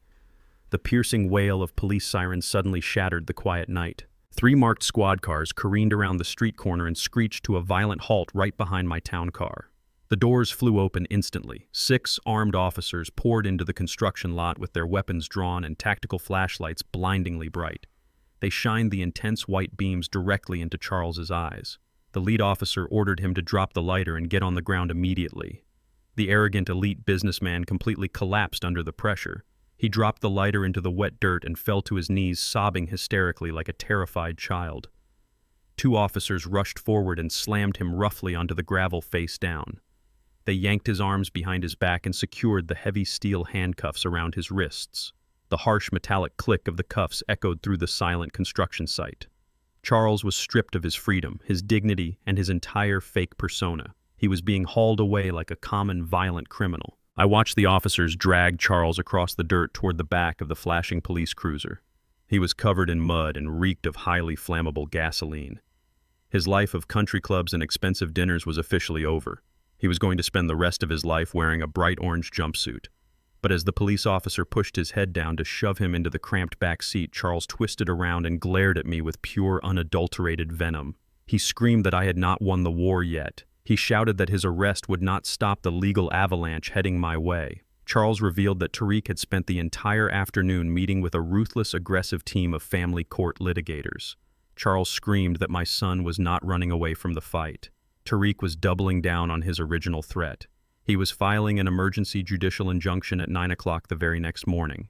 Tariq was demanding full, permanent legal guardianship over my entire estate. He was claiming to a judge that I was suffering from severe paranoia, advanced dementia, and being aggressively financially manipulated by my lawyer, Vincent Thorne. Charles laughed a bitter, spiteful laugh as the heavy police car door slammed shut directly in his face. The warning rang in my ears over the loud sound of the blaring sirens. Tariq was actively dragging me into a brutal, highly public courtroom battle. My own flesh and blood was preparing to stand before a superior court judge and swear under penalty of perjury that his father was completely insane. The financial battles were finished. The vicious legal war for my mind, my freedom, and my fortune was officially moving to a judge's bench. The morning sun glared off the towering marble columns of the county courthouse. I walked up the wide concrete steps with my back straight and my shoulders squared against the bitter morning wind. Vincent Thorne walked right beside me carrying a thick black leather briefcase. Charles was not lying in the dirt at the construction site last night. My son had actually done it. At exactly 8 o'clock this morning, my legal team received the emergency electronic filing. Tariq had officially petitioned the family court for a permanent involuntary conservatorship. He was attempting to legally strip me of my human rights. He wanted a judge to declare me entirely incompetent to manage my own medical and financial affairs. He wanted to take absolute control over my life and my multi-million-dollar real estate empire. We stepped into the quiet, heavily paneled courtroom. Tariq was already sitting at the plaintiff's table. He wore a conservative dark gray suit and a perfectly knotted silk tie. He looked like a respectable, deeply concerned professional. He had hired a ruthless, high-priced litigation team to execute his dirty work. As I walked past his table, Tariq refused to meet my eyes. He stared down at his manicured hands, completely avoiding the gaze of the father he was trying to enslave. Judge Reynolds entered the courtroom with a stern expression and slammed his wooden gavel down. The emergency hearing commenced immediately. Tariq's lead attorney stood up and launched into a vicious, heavily fabricated assault on my character. He painted a tragic fictional picture of a successful but aging man who had suffered a sudden catastrophic psychological break. The lawyer claimed my actions over the past week were undeniably erratic and highly dangerous.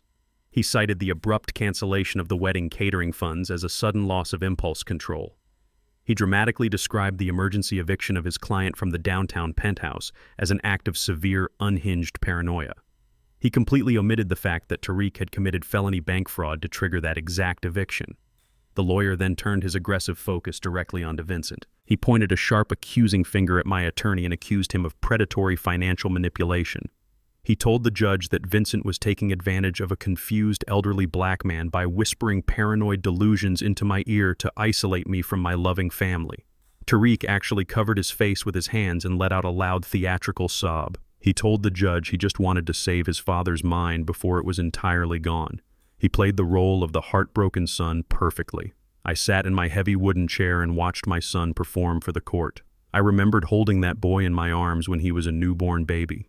I remembered working consecutive double shifts framing houses in the bitter winter cold just to buy him expensive educational books so he would not fall behind the wealthy kids in the neighborhood.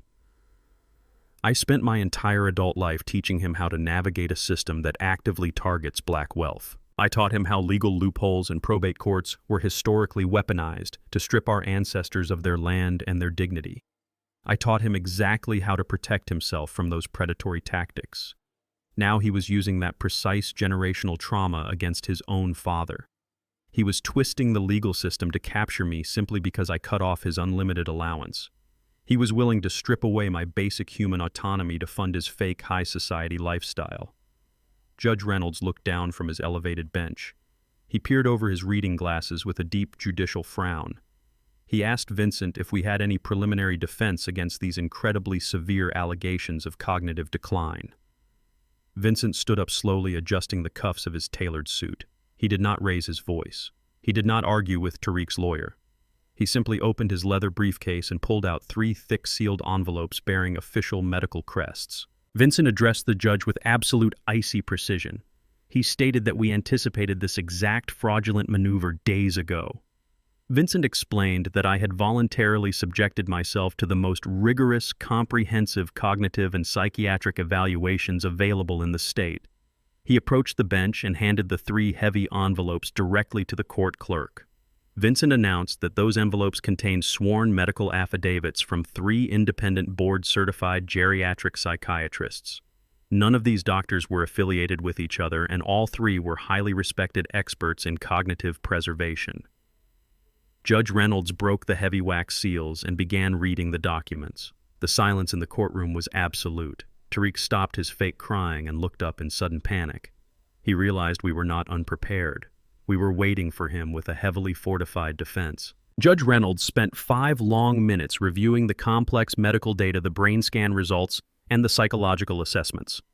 When he finally looked up, his expression was a mask of pure judicial fury.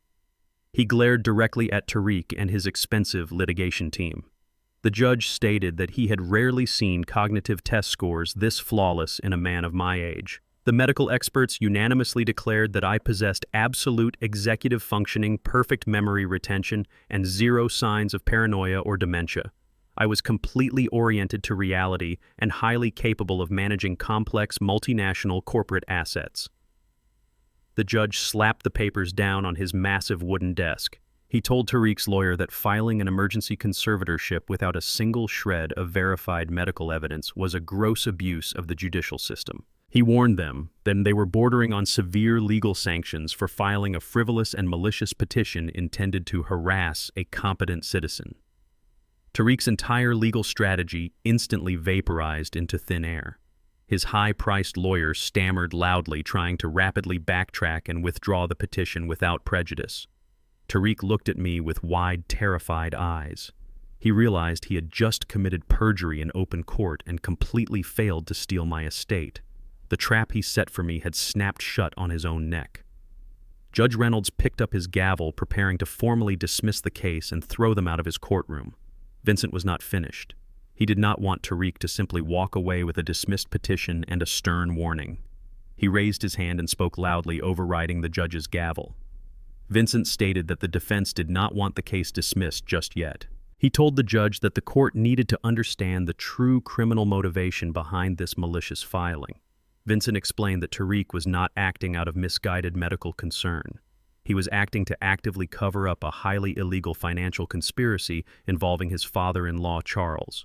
Vincent formally requested the judge's permission to call a hostile surprise witness to the stand right that very second. He pointed toward the heavy wooden doors at the back of the courtroom.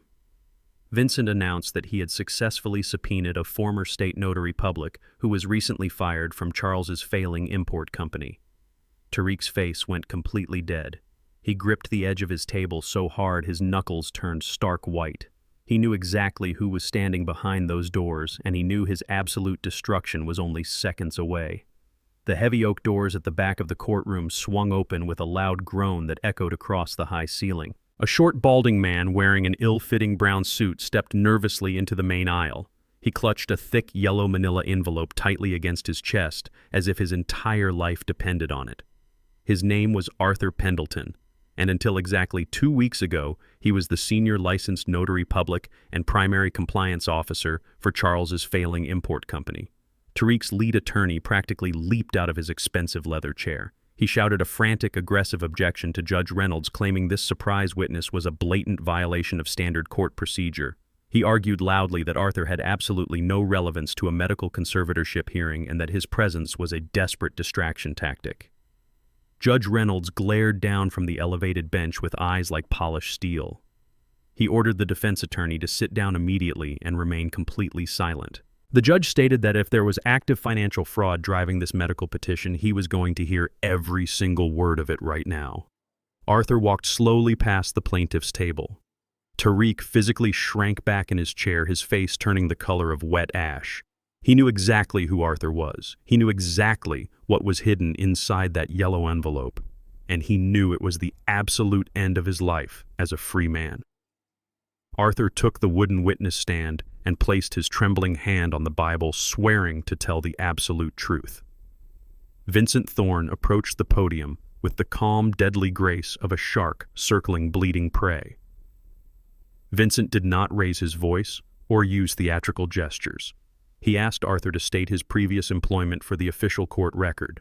Arthur cleared his throat and spoke nervously into the microphone. He confirmed he had managed all corporate notarizations and sensitive legal filings for Charles's business for the past 8 years. Vincent asked why his employment was abruptly terminated.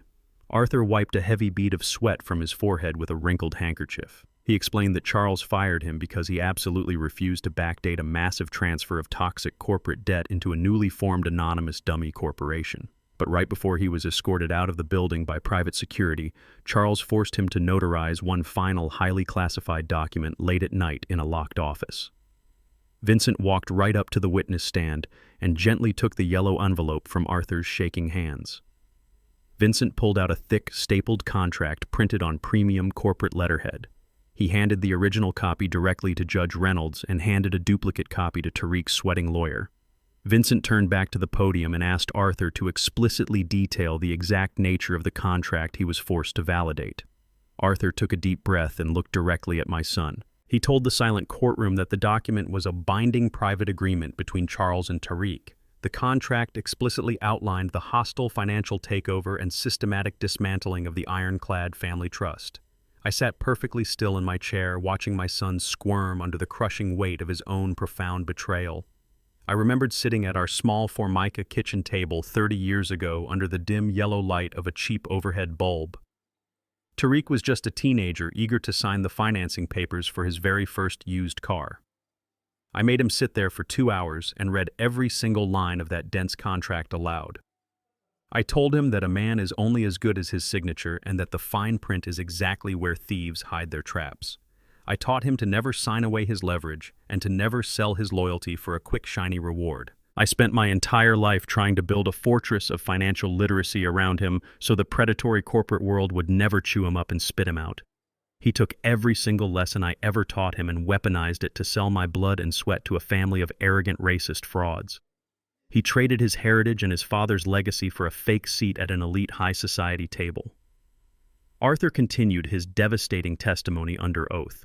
He explained that Tariq had formally agreed in writing to funnel exactly 50% of my entire liquid estate directly into Charles's failing offshore bank accounts. This massive illicit wealth transfer was scheduled to execute the very same week Tariq successfully secured legal guardianship over me. Tariq was literally selling his own father to cover his father-in-law's catastrophic corporate bankruptcy. In exchange for stealing my millions, Charles promised Tariq a permanent executive seat on his board of directors and an immediate cash bonus of $1 million once the funds cleared. The contract even contained a specific horrific clause dictating my future living arrangements. Tariq and Charles had mutually agreed that I was to be placed in a minimum-tier, state-run medical facility. They explicitly put in writing that they needed to ensure my daily living expenses did not drain their newly stolen wealth. They wanted me rotting in a cheap, neglected hospital bed while they spent the fortune I built with my bare hands. The gallery erupted in a loud collective gasp of pure horror. Several people whispered aggressively, pointing their fingers directly at Tariq. Tariq's high-priced lawyer slammed his legal file shut and physically backed his chair away from his own client. The lawyer realized instantly that he had been duped into facilitating a massive criminal conspiracy. He wanted absolutely nothing to do with the sinking ship. If he continued to defend a forged contract, he risked losing his own license to practice law. Judge Reynolds slammed his wooden gavel down 3 consecutive times, demanding absolute silence in his courtroom. The judge's face was purple with unadulterated righteous rage. He looked at the notarized contract in his hands, reading the signatures at the bottom of the page.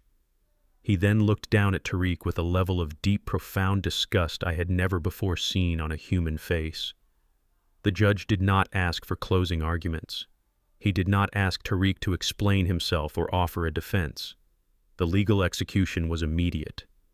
Judge Reynolds spoke with a voice that boomed like thunder across the heavy paneled room. He stated that this was the most vile, reprehensible abuse of the family court system he had witnessed in his entire 30-year judicial career. He declared that the medical petition was a complete fraud designed to cover up a highly coordinated corporate raiding scheme. He officially dismissed the petition for conservatorship with extreme prejudice, ensuring Tariq could never file a similar motion in any court in the state ever again. I looked at Tariq across the center aisle. There was absolutely no love left in my heart. There was no paternal instinct urging me to stand up and protect him from the consequences of his actions. The bond was completely, permanently severed. I was looking at a stranger who just happened to share my last name.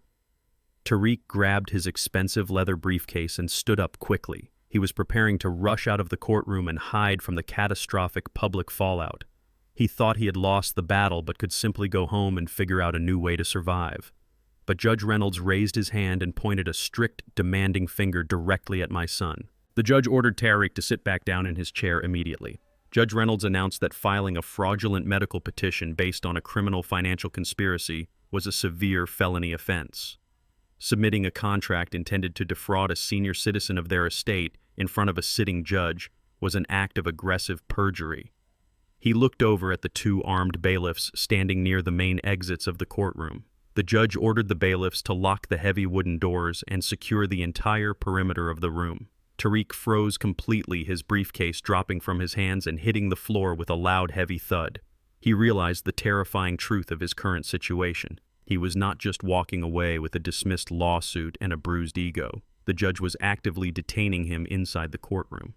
The civil proceedings regarding my mental competence were officially over, but the brutal criminal nightmare for my treacherous son was just beginning. The heavy deadbolts on the courtroom doors slammed shut with a deafening metallic thud. The sound reverberated off the high vaulted ceiling, finalizing the absolute physical containment of my treacherous son. 2 armed county bailiffs took their designated positions, effectively sealing all possible exits. Tariq stood frozen behind the plaintiff's table. His expensive leather briefcase lay abandoned on the polished hardwood floor. The arrogant, elite persona he had carefully crafted over the past 3 years completely evaporated, leaving behind a terrified, desperate shell of a man. He frantically looked back and forth between the locked doors and the elevated judicial bench. He realized with crushing clarity that his meticulously planned legal extortion had just triggered a catastrophic criminal trap. Judge Reynolds leaned forward, resting his forearms on the thick stack of forged documents and illicit contracts. He did not yell. His voice was dangerously low, carrying the heavy, lethal weight of absolute authority. The judge stated for the official court record that the petition for involuntary medical conservatorship was denied with extreme prejudice. He declared the filing a malicious fabrication entirely devoid of any medical merit and driven by pure, unadulterated financial greed. But the judge did not stop at a simple civil dismissal. He picked up the yellow manila envelope provided by the notary public. He informed the silent courtroom that family court judges possess the direct authority to immediately refer egregious cases of perjury and documentary fraud to the district attorney for criminal prosecution. Judge Reynolds announced that he was officially impounding the forged 50% wealth transfer contract as primary state evidence. He stated that plotting to strip an elderly citizen of his human rights while actively conspiring to loot his multi-million-dollar estate constitutes felony elder abuse, criminal conspiracy, and severe bank fraud. Tariq's high-priced litigation attorney did not waste a single second attempting to defend his client. The lawyer hastily gathered his legal pads, shoved them into his briefcase, and formally addressed the court. He stated unequivocally that he had been intentionally misled by his client regarding the authenticity of the medical claims and the existence of the financial contracts. The lawyer formally withdrew as Tariq's legal counsel right on the spot. He literally took 3 steps away from Tariq, physically distancing himself from the impending criminal fallout. Tariq reached out, trying to grab his lawyer's sleeve, begging him not to leave. The lawyer yanked his arm away and walked swiftly toward the gallery, completely abandoning my son to his fate. Tariq was utterly alone at the table, stripped of his legal shield and facing the full, devastating wrath of the judicial system. I sat perfectly still in my wooden chair, watching the spectacular collapse of my only child. I remembered a hot summer afternoon 30 years ago when Tariq was just a boy. He had recklessly thrown a baseball through the front window of our neighbor's house. He ran home, terrified, begging me to hide him and lie to the neighbor. I took him by the hand, walked him straight back to that broken glass, and made him apologize, looking the man directly in the eye. I made Tariq work in my carpentry shop, sweeping sawdust for 3 months to pay for the replacement pane. I taught him that a real man never runs from the destruction he causes. I taught him that accountability is the heavy price of freedom. He discarded every single one of those hard-earned lessons the moment he tasted the fake glamour of high society.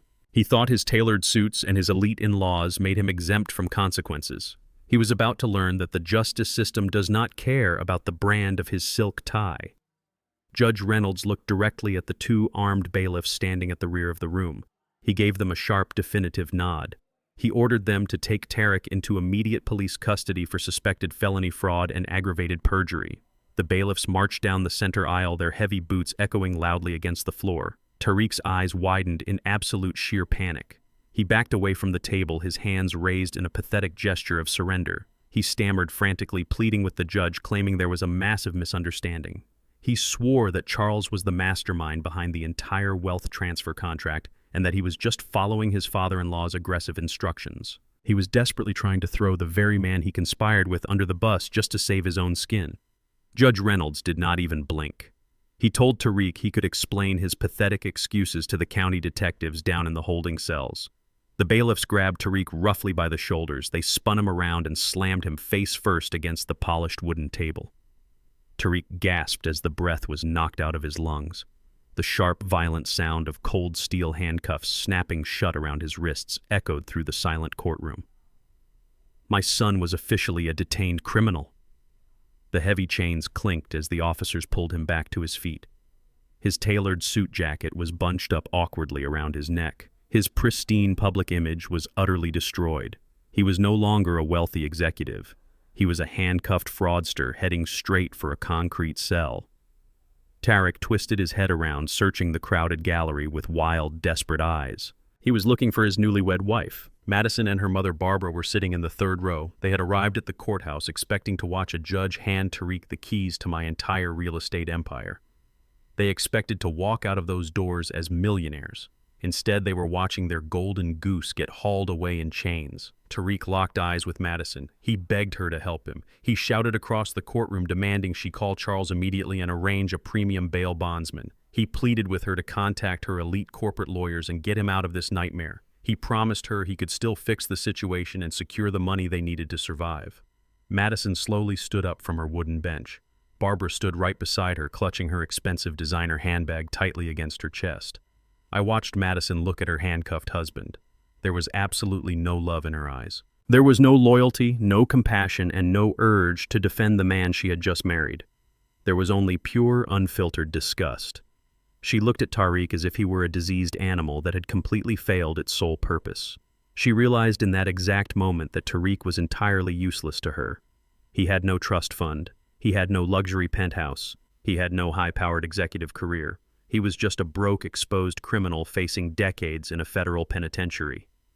Charles was already facing his own catastrophic bankruptcy and arson charges.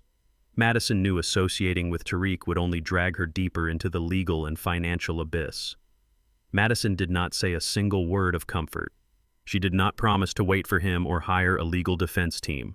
She simply turned her back on him. She linked her arm through her mother's arm, and they walked briskly down the center aisle, heading straight for the exit. Tariq screamed her name. He thrashed against the heavy grip of the bailiffs, begging his wife not to abandon him. He shouted that he did all of this for her to give her the luxurious life she demanded. Madison never once looked back. The bailiffs unlocked the heavy rear doors to let the two women out, and then immediately dragged Tariq through the side exit designated for county inmates. His frantic, desperate screams faded away down the concrete holding corridor. The courtroom fell into a deep, heavy silence. Judge Reynolds gathered his files, stood up, and exited his bench without another word. The legal execution was complete. Vincent Thorne closed his briefcase and looked at me with quiet, professional respect. We had successfully defended my freedom, my fortune, and my sanity. We had completely dismantled a highly coordinated, malicious attack. I stood up from my chair and buttoned my suit jacket. I did not feel a grand sense of joyous victory. I felt a cold, absolute finality. I walked out of the courthouse and stepped into the bright afternoon sun. Tariq was sitting in a holding cell, completely abandoned by the elite family he sold his soul to impress. He was stripped of his money, his wife, and his freedom. He was entirely alone. But I knew the cycle was not completely finished. A man like Tariq, possessing zero survival skills and no financial safety net, would eventually exhaust all his options. He would realize his shiny new world was entirely fake, and he would inevitably come crawling back to the only real foundation he ever had. I knew he would soon show up at my doorstep begging for salvation. I was going to be waiting for him. I was going to deliver the final absolute reality check he so desperately needed. 2 days after the brutal courtroom execution, a violent, torrential thunderstorm rolled over the city. I was sitting comfortably in my living room, sipping a hot cup of black coffee, carefully reviewing the latest architectural permits for the new Ironclad Properties corporate headquarters. The heavy freezing rain lashed aggressively against my reinforced front windows. Suddenly, the automated security perimeter alarm chimed softly from the tablet resting on my kitchen counter. I set my mug down and tapped the glowing screen. The high-definition night vision camera feed displayed a soaked, pathetic figure stumbling unsteadily up my long gravel driveway.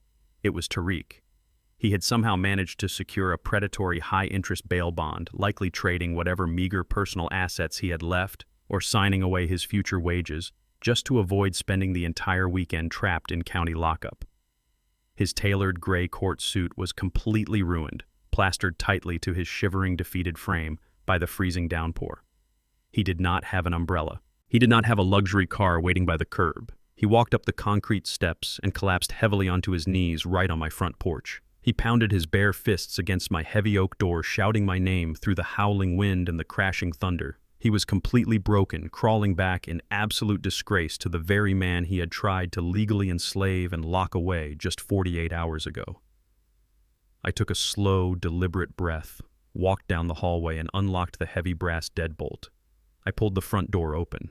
The freezing wind whipped violently into the entryway, carrying the sharp smell of wet asphalt and the unmistakable stench of sheer human desperation. Tariq looked up at me from his knees on the soaked wooden deck. His face was ghostly pale, his eyes bloodshot, swollen, and bruised from crying endlessly inside a cold concrete holding cell. He reached out with shaking hands and grabbed the hem of my trousers. He begged me to let him inside the warm house. He pleaded for a hot shower, a change of clothes, and a warm meal. I stood perfectly still, looking down at him with absolute emotional detachment. I told him he was actively trespassing on private property and ordered him to take his hands off my clothes immediately. Tariq recoiled as if he had been physically burned by a hot iron, dropping his hands instantly to his sides. He began to sob hysterically, his chest heaving as the freezing rain washed the tears down his face. He launched into a frantic, pathetic monologue, desperately trying to rewrite history. He claimed he was a blind victim of circumstance. He swore to me that he never actually wanted to steal my real estate empire or lock me inside a psychiatric facility. He aggressively blamed every single criminal act directly on Madison and Charles. He shouted over the booming thunder, claiming his new wife had completely brainwashed him from the very beginning. He said Madison manipulated his deep love for her, constantly threatening to file for divorce and publicly humiliate him if he did not secure a massive multi-million-dollar fortune to match her elite social circle. He painted himself as a naive, helpless hostage to her toxic racial prejudices and her insatiable financial expectations. He begged me to hire Vincent Thorne and his elite legal team to represent him in federal court. He cried that the exhausted public defender assigned to his case was entirely useless and had already advised him to plead guilty. Tariq wailed that he was facing 20 years in a maximum security penitentiary for felony bank fraud and aggravated perjury. He demanded I write a blank check for a premium defense team, insisting that a father has a fundamental, unbreakable duty to protect his son from total destruction. He actually believed he was entitled to my hard-earned wealth to clean up the catastrophic criminal mess he willingly created by betraying my trust. I looked at his terrified, crying face and felt absolutely nothing but a cold, heavy emptiness. I remembered a quiet conversation I had with my late wife Brenda right before she passed away.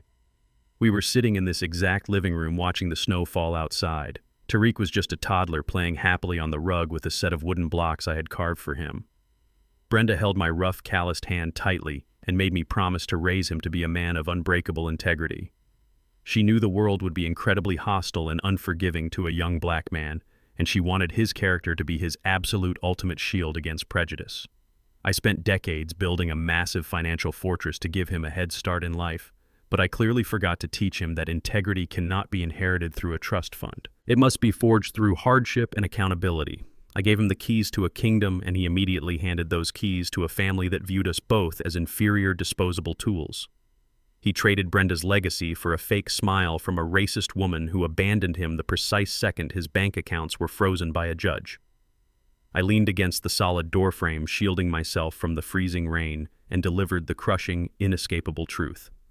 I told Tariq that a real man takes absolute accountability for his own signatures and his own deliberate actions. I reminded him that he was a 35-year-old adult who willingly walked into a corporate bank and committed felony fraud to steal a penthouse. He willingly sat in a crowded courtroom and committed perjury to strip away my human rights. He willingly signed a binding contract to sell my life away to a bankrupt arsonist. I told him Madison did not hold a loaded gun to his head to force those decisions. She simply held up a clear mirror to his own profound, unadulterated greed, and he willingly jumped right into the reflection. Tariq cried harder, pressing his wet forehead against the wooden planks of my porch. He begged me for forgiveness, crying out that he was my only child and that I could not just throw him away to the wolves. He pleaded for just $50,000 to secure a competent defense lawyer, promising he would work manual labor and pay me back every single cent for the rest of his life. I looked down at him with absolute freezing finality. I told Tariq that I no longer purchase fake love or forced loyalty with my hard-earned money. I stated that my silent, invisible charity was permanently discontinued. I told him that he used his expensive college education to become a common criminal, and now he was going to experience exactly how the American justice system treats criminals who do not have a multi-million-dollar safety net waiting to catch them. I informed him that I would not spend a single dime of Ironclad Properties revenue to defend a man who actively conspired to destroy my company, my legacy, and my freedom. Tariq let out a gut-wrenching, agonizing wail of pure despair. He finally realized I was an immovable, impenetrable wall. The financial safety net was completely incinerated, and there was no hidden reserve left to exploit. I told him to get off my porch immediately and warned him to never return to my property again. I stepped back inside my warm, secure house and grabbed the heavy brass door handle. Tariq reached out his shaking hand, begging me for one last chance to explain himself. I did not blink. I slammed the heavy oak door completely shut right in his face. The sharp, metallic click of the deadbolt locking echoed with absolute, undeniable permanence.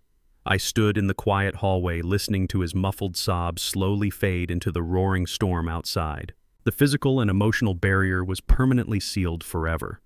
But as I walked back to my kitchen and picked up my coffee mug, a sharp tactical realization hit me like a physical blow. Tariq was cut off financially, but he was still legally registered as my next of kin. If anything unexpected or tragic happened to me before his criminal trial concluded, the state could technically award him my entire real estate estate by default. He could still inherit the ironclad empire from a concrete prison cell. The war was not truly over until the paperwork reflected my absolute rejection of his bloodline.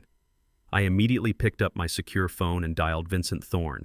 I told my lawyer to cancel his morning appointments and prepare the conference room for tomorrow morning. We had to execute a massive, irreversible legal maneuver before the sun came up. It was time to completely and permanently disinherit my son and secure the future of the ironclad family trust away from his greedy, treacherous hands. The storm from the previous night had broken, leaving the city streets slick and washed clean under the sharp morning sun. I did not bother with breakfast. I drove my heavy work truck downtown, parking in the secure underground garage of Vincent Thorne's law firm exactly at 7 o'clock. The massive glass building was practically empty, but Vincent was already waiting for me in his corner office. He wore a crisp navy suit and had a steaming cup of black coffee resting next to a towering stack of legal documents. I walked in, closed the heavy oak door behind me, and sat down in the leather chair across from his mahogany desk. We did not exchange polite morning greetings.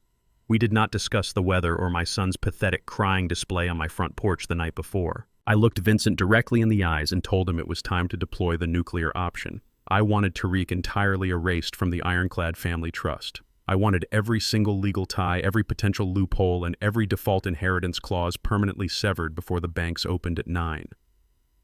Vincent nodded slowly, a sharp calculating gleam in his eyes. Vincent opened a thick leather binder and pulled out the master deed to my entire estate. He explained that completely disinheriting a direct biological child in this state requires absolute, undeniable legal precision. If we left even a fraction of ambiguity, Tariq or his slimy defense attorneys could eventually challenge the new will in probate court. They could falsely claim I was under undue influence or acting out of temporary emotional distress.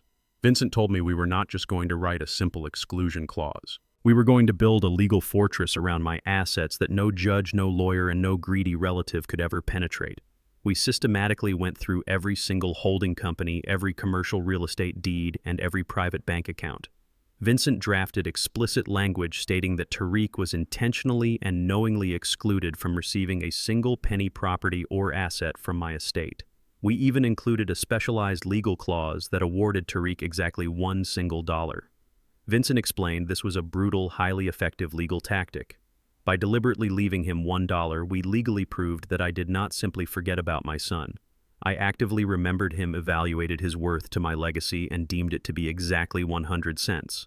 I watched Vincent's paralegal rapidly typing up the amendments, printing fresh pages of dense legal jargon.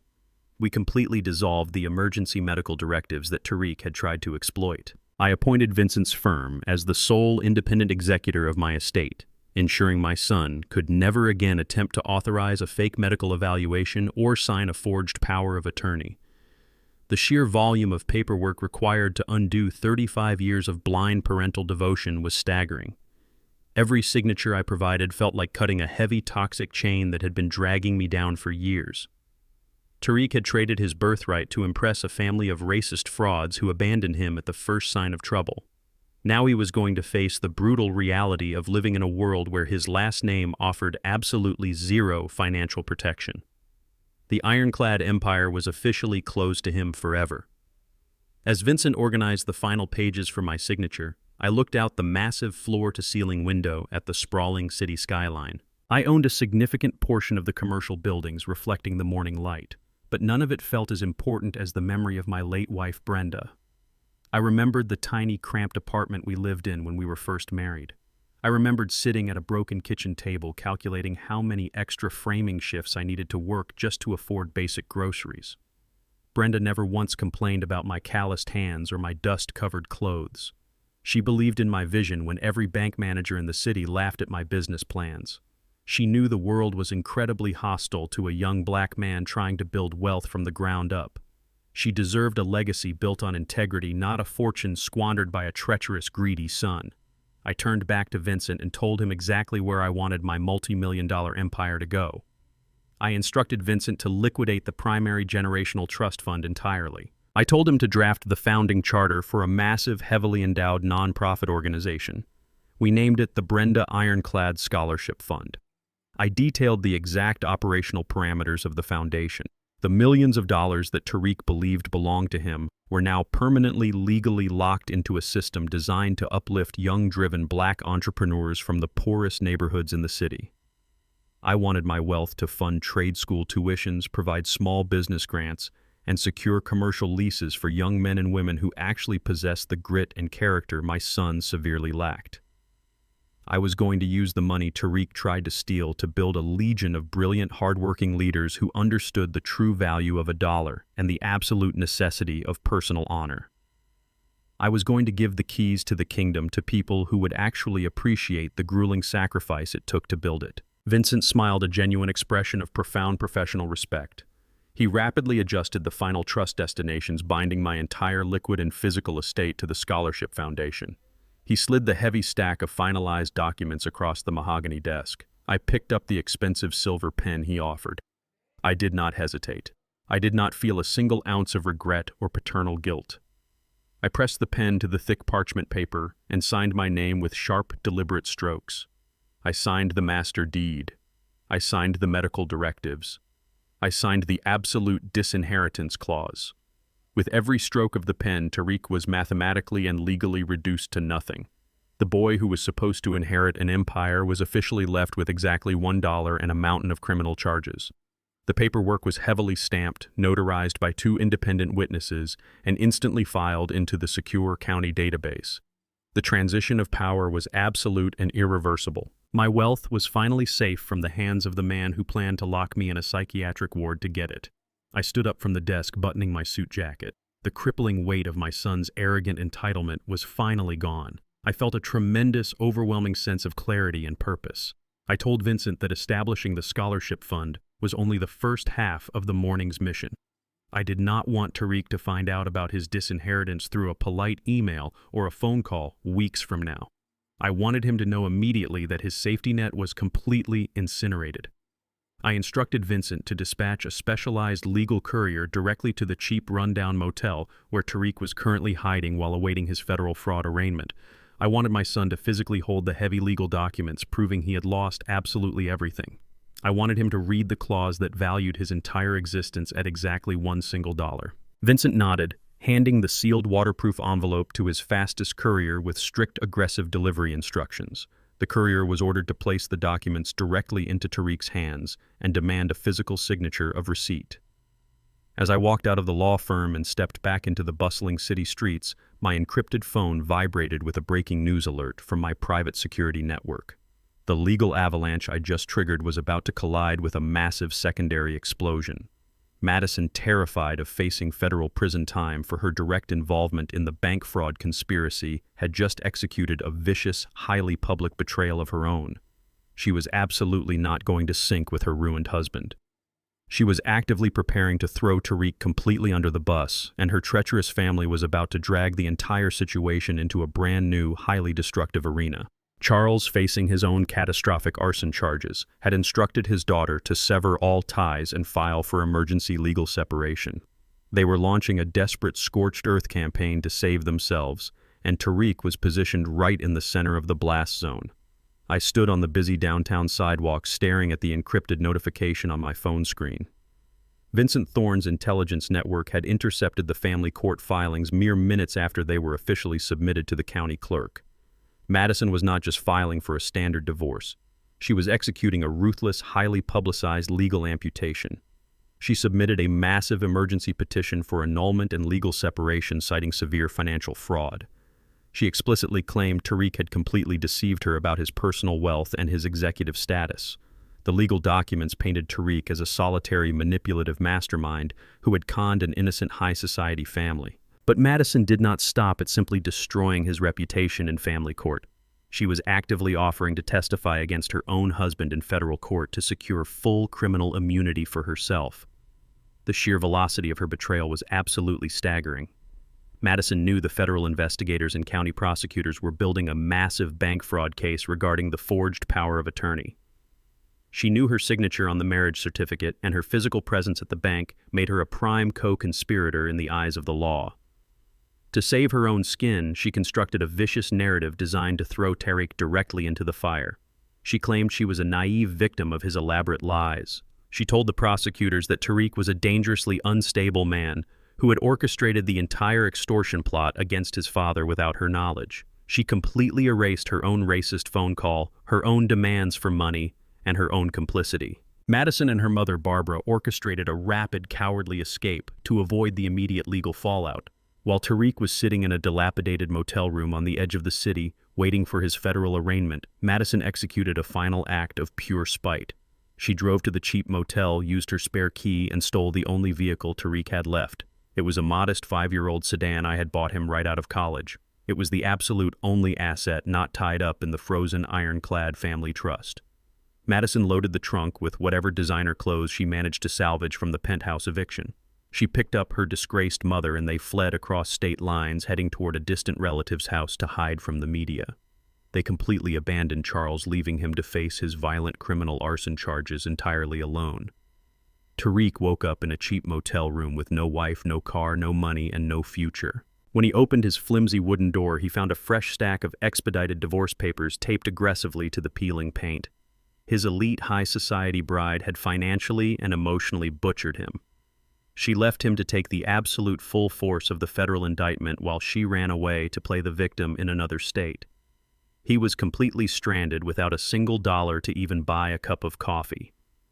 The luxurious illusion he had traded his soul to protect was entirely gone, leaving him utterly defenseless. I walked back to my truck feeling a grim cold validation settling deep into my bones. I warned Tariq about this exact scenario years ago. I told him that the loyalty of arrogant, status-obsessed people is entirely transactional. They do not love the man they are standing next to. They only love the financial safety net he provides. I built my massive real estate empire by learning how to spot a predator hiding behind a polite, expensive smile. I tried to teach my son how to read the fine print of human character, but he was too blinded by the bright artificial lights of their elite world. He traded his dignity for a seat at a table where he was always viewed as the appetizer. He allowed them to mock his heritage and disrespect his father because he desperately wanted their validation. Now, the grand feast was over and they had tossed his broken bones to the stray dogs. The collapse of their treacherous family was not yet complete. 2 weeks later, I walked into the heavy wood-paneled chambers of the county criminal court. It was time for Charles to answer for his midnight raid on my commercial construction site. The arrogant, boastful import executive who had threatened to burn my legacy to ashes was currently sitting at the defense table wearing a bright orange county jumpsuit. His wrists were shackled heavily to a thick leather belt wrapped around his waist. He looked incredibly small and weak, stripped of his tailored suits and his expensive cologne. Without my silent financial backing, his import business had instantly imploded under a mountain of international debt. His massive mansion was actively being foreclosed upon by ruthless overseas creditors. Charles had absolutely no money left to hire a premium defense team. He was represented by an exhausted, overwhelmed public defender who had strongly advised him to accept a brutal plea deal. I sat in the front row of the gallery directly behind the prosecution table. I wanted Charles to feel my presence. I wanted him to look back and see the uneducated black carpenter he had mocked watching his ultimate demise. The presiding judge did not show a single ounce of leniency. He looked down at Charles with profound judicial disgust. The judge reviewed the high-definition security footage of Charles pouring toxic gasoline over millions of dollars of my commercial equipment. He listened to the crystal-clear audio recording of Charles aggressively demanding a $2 million extortion payment. The courtroom was dead silent as the sheer malice of his actions echoed off the walls. The judge leaned forward and delivered a crushing, unyielding verdict. He stated that white-collar criminals who resort to domestic terrorism when their fraudulent businesses fail are a severe, violent danger to society. The judge declared that Charles's elite social standing would afford him zero protection in his courtroom. Charles was officially sentenced to 5 solid years in a federal penitentiary for attempted commercial arson and felony extortion. The judge slammed his heavy wooden gavel down with absolute finality, echoing like a gunshot through the room. Charles did not yell or threaten me this time. He did not puff out his chest or try to intimidate the guards. He simply dropped his head, his shoulders shaking violently as the reality of his new life crashed down upon him. He slowly turned his head to look at me one last time. There was no hatred left in his eyes, only pure, pathetic defeat. The armed bailiffs grabbed him roughly by the arms and dragged him away through the heavy side door to begin his federal sentence.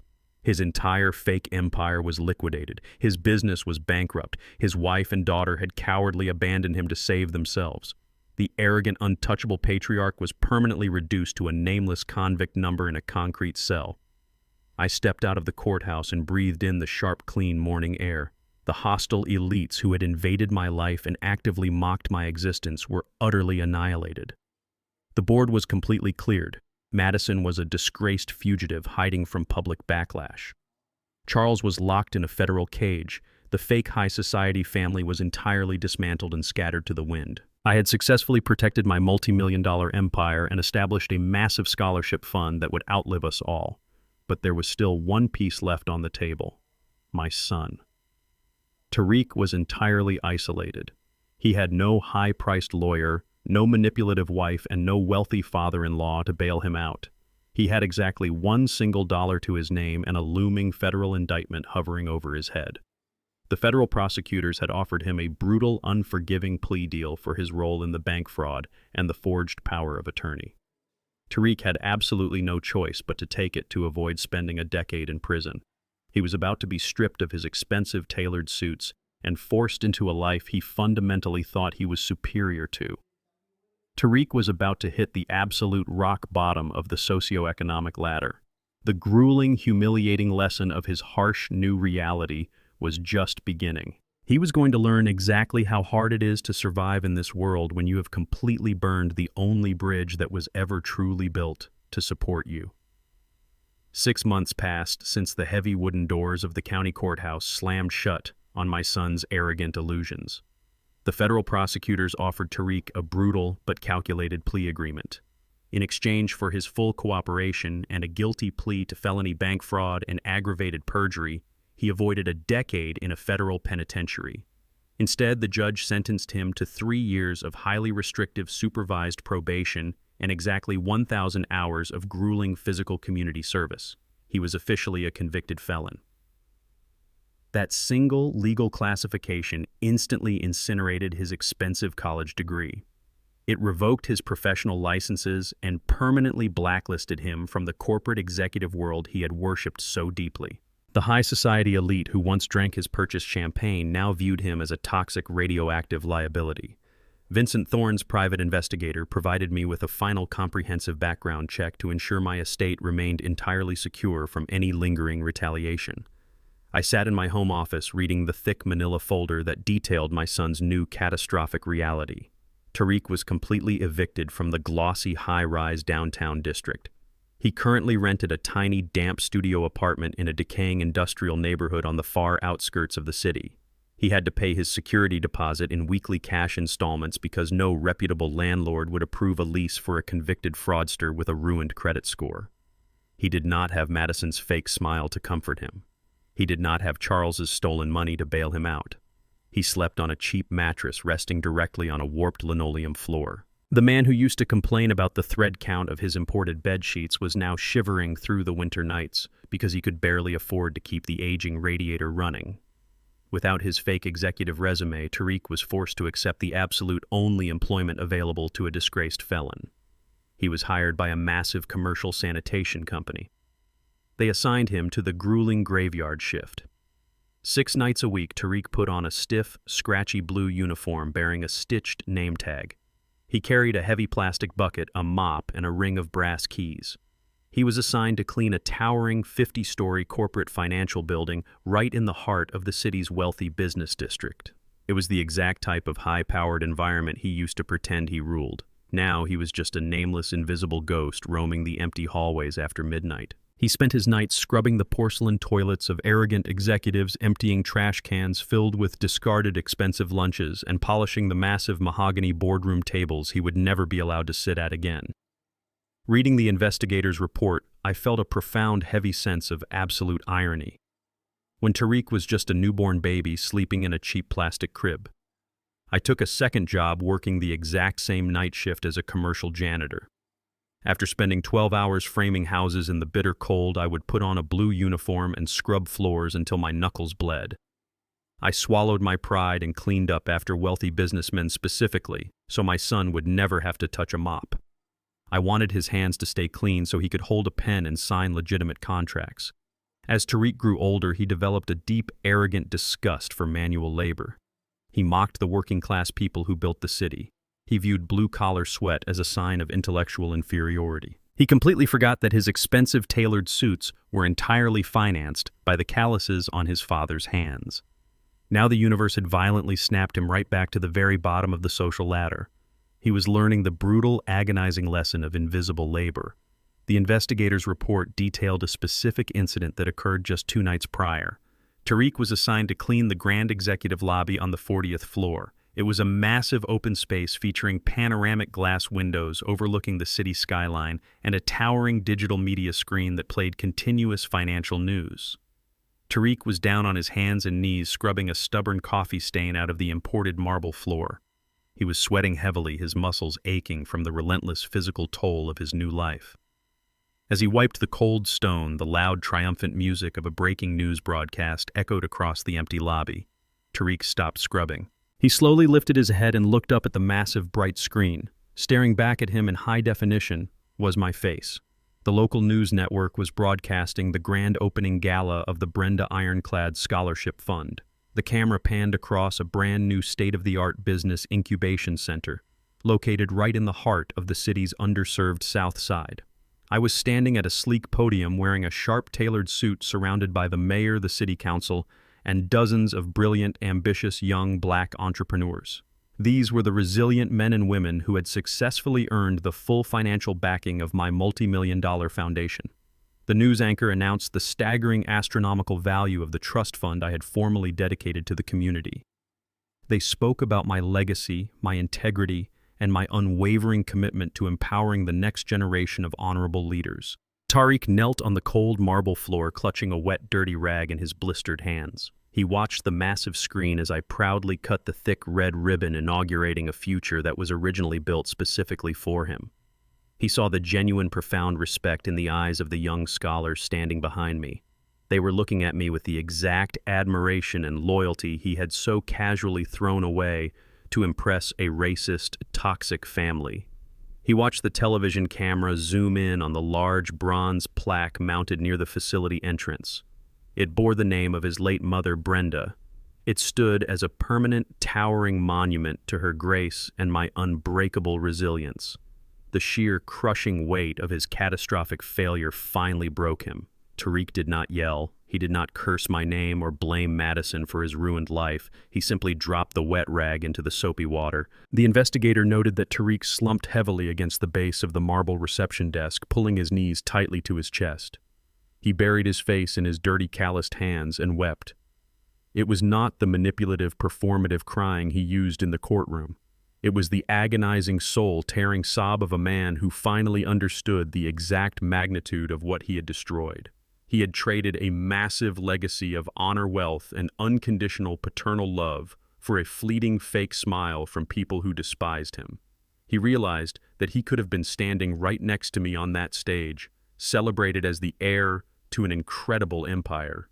Instead, he was a convicted felon, wearing a cheap blue uniform, scrubbing the floors of strangers in the middle of the night. I closed the manila folder and set it down on my desk. I did not feel a sudden surge of fatherly pity. I did not pick up my phone to call him or offer him a quiet secret bailout. My silent, invisible charity was permanently discontinued. Tariq was finally experiencing the brutal, unvarnished reality of the world without his father's protective shield.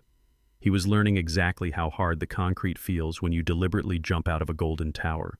He had to carry the suffocating, agonizing weight of his immense regret for the rest of his natural life.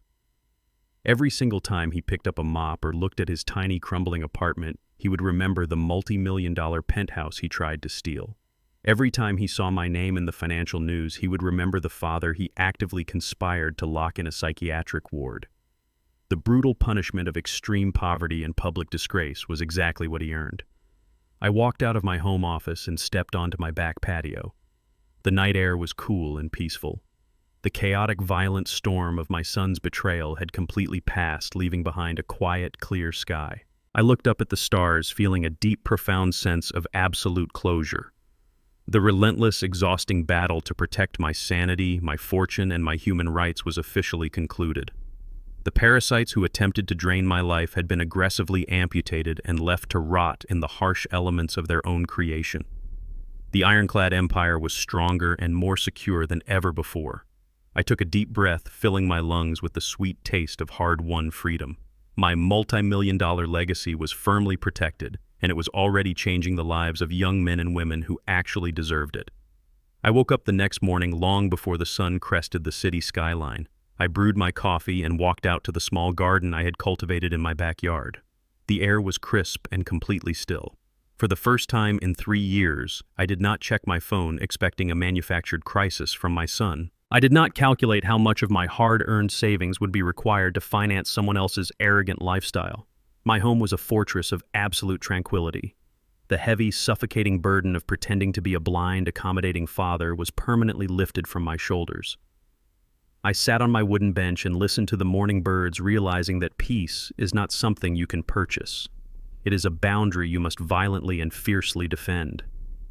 People often ask me if my heart breaks for the boy I raised. They wonder if a father can truly walk away from his own flesh and blood. My answer is always a cold, unwavering yes. The boy I raised died the moment he decided my money was more valuable than my humanity. Tariq and his toxic in-laws viewed my love as a weakness to be exploited. They thought my quiet demeanor made me an easy target for a hostile takeover.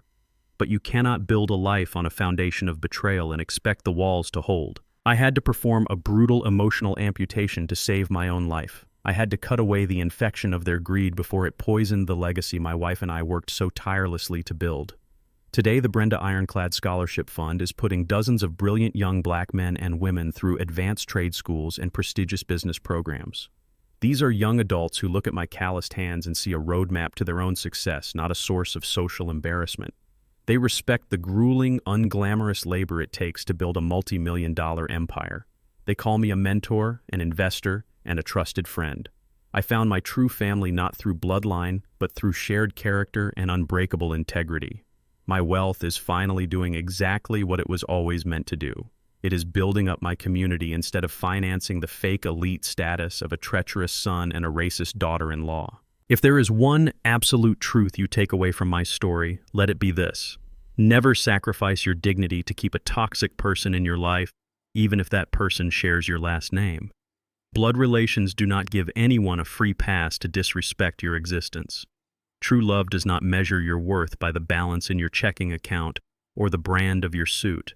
If someone demands you shrink yourself so they can feel tall, you must cut them out of your life completely and permanently. You have the absolute right to protect your peace, your assets, and your sanity. Do not ever let anyone make you feel guilty for demanding the respect you have rightfully earned.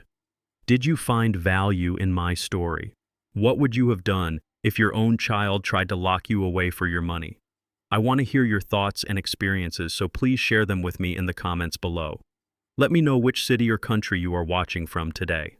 If you enjoyed this journey of absolute justice and reclaiming self-respect, please hit the like button and subscribe to the channel. There are many more life stories waiting for you. Thank you for your incredible support. See you in the next video with love and respect. Let this story also serve as a final warning about the dangerous illusion of status. We live in a world absolutely obsessed with projecting a fake image of wealth and superiority. Tariq traded his authentic heritage and his father's genuine love just to impress a high society family built entirely on debt and deceit. He desperately wanted to sit at a table of elites who only valued the money he could steal. Real power does not need to shout, and true wealth is never measured by the expensive labels on your clothes. It is measured by the undeniable strength of your character and the honest sweat of your labor. Do not ever destroy your permanent foundation just to build a temporary castle in the sky.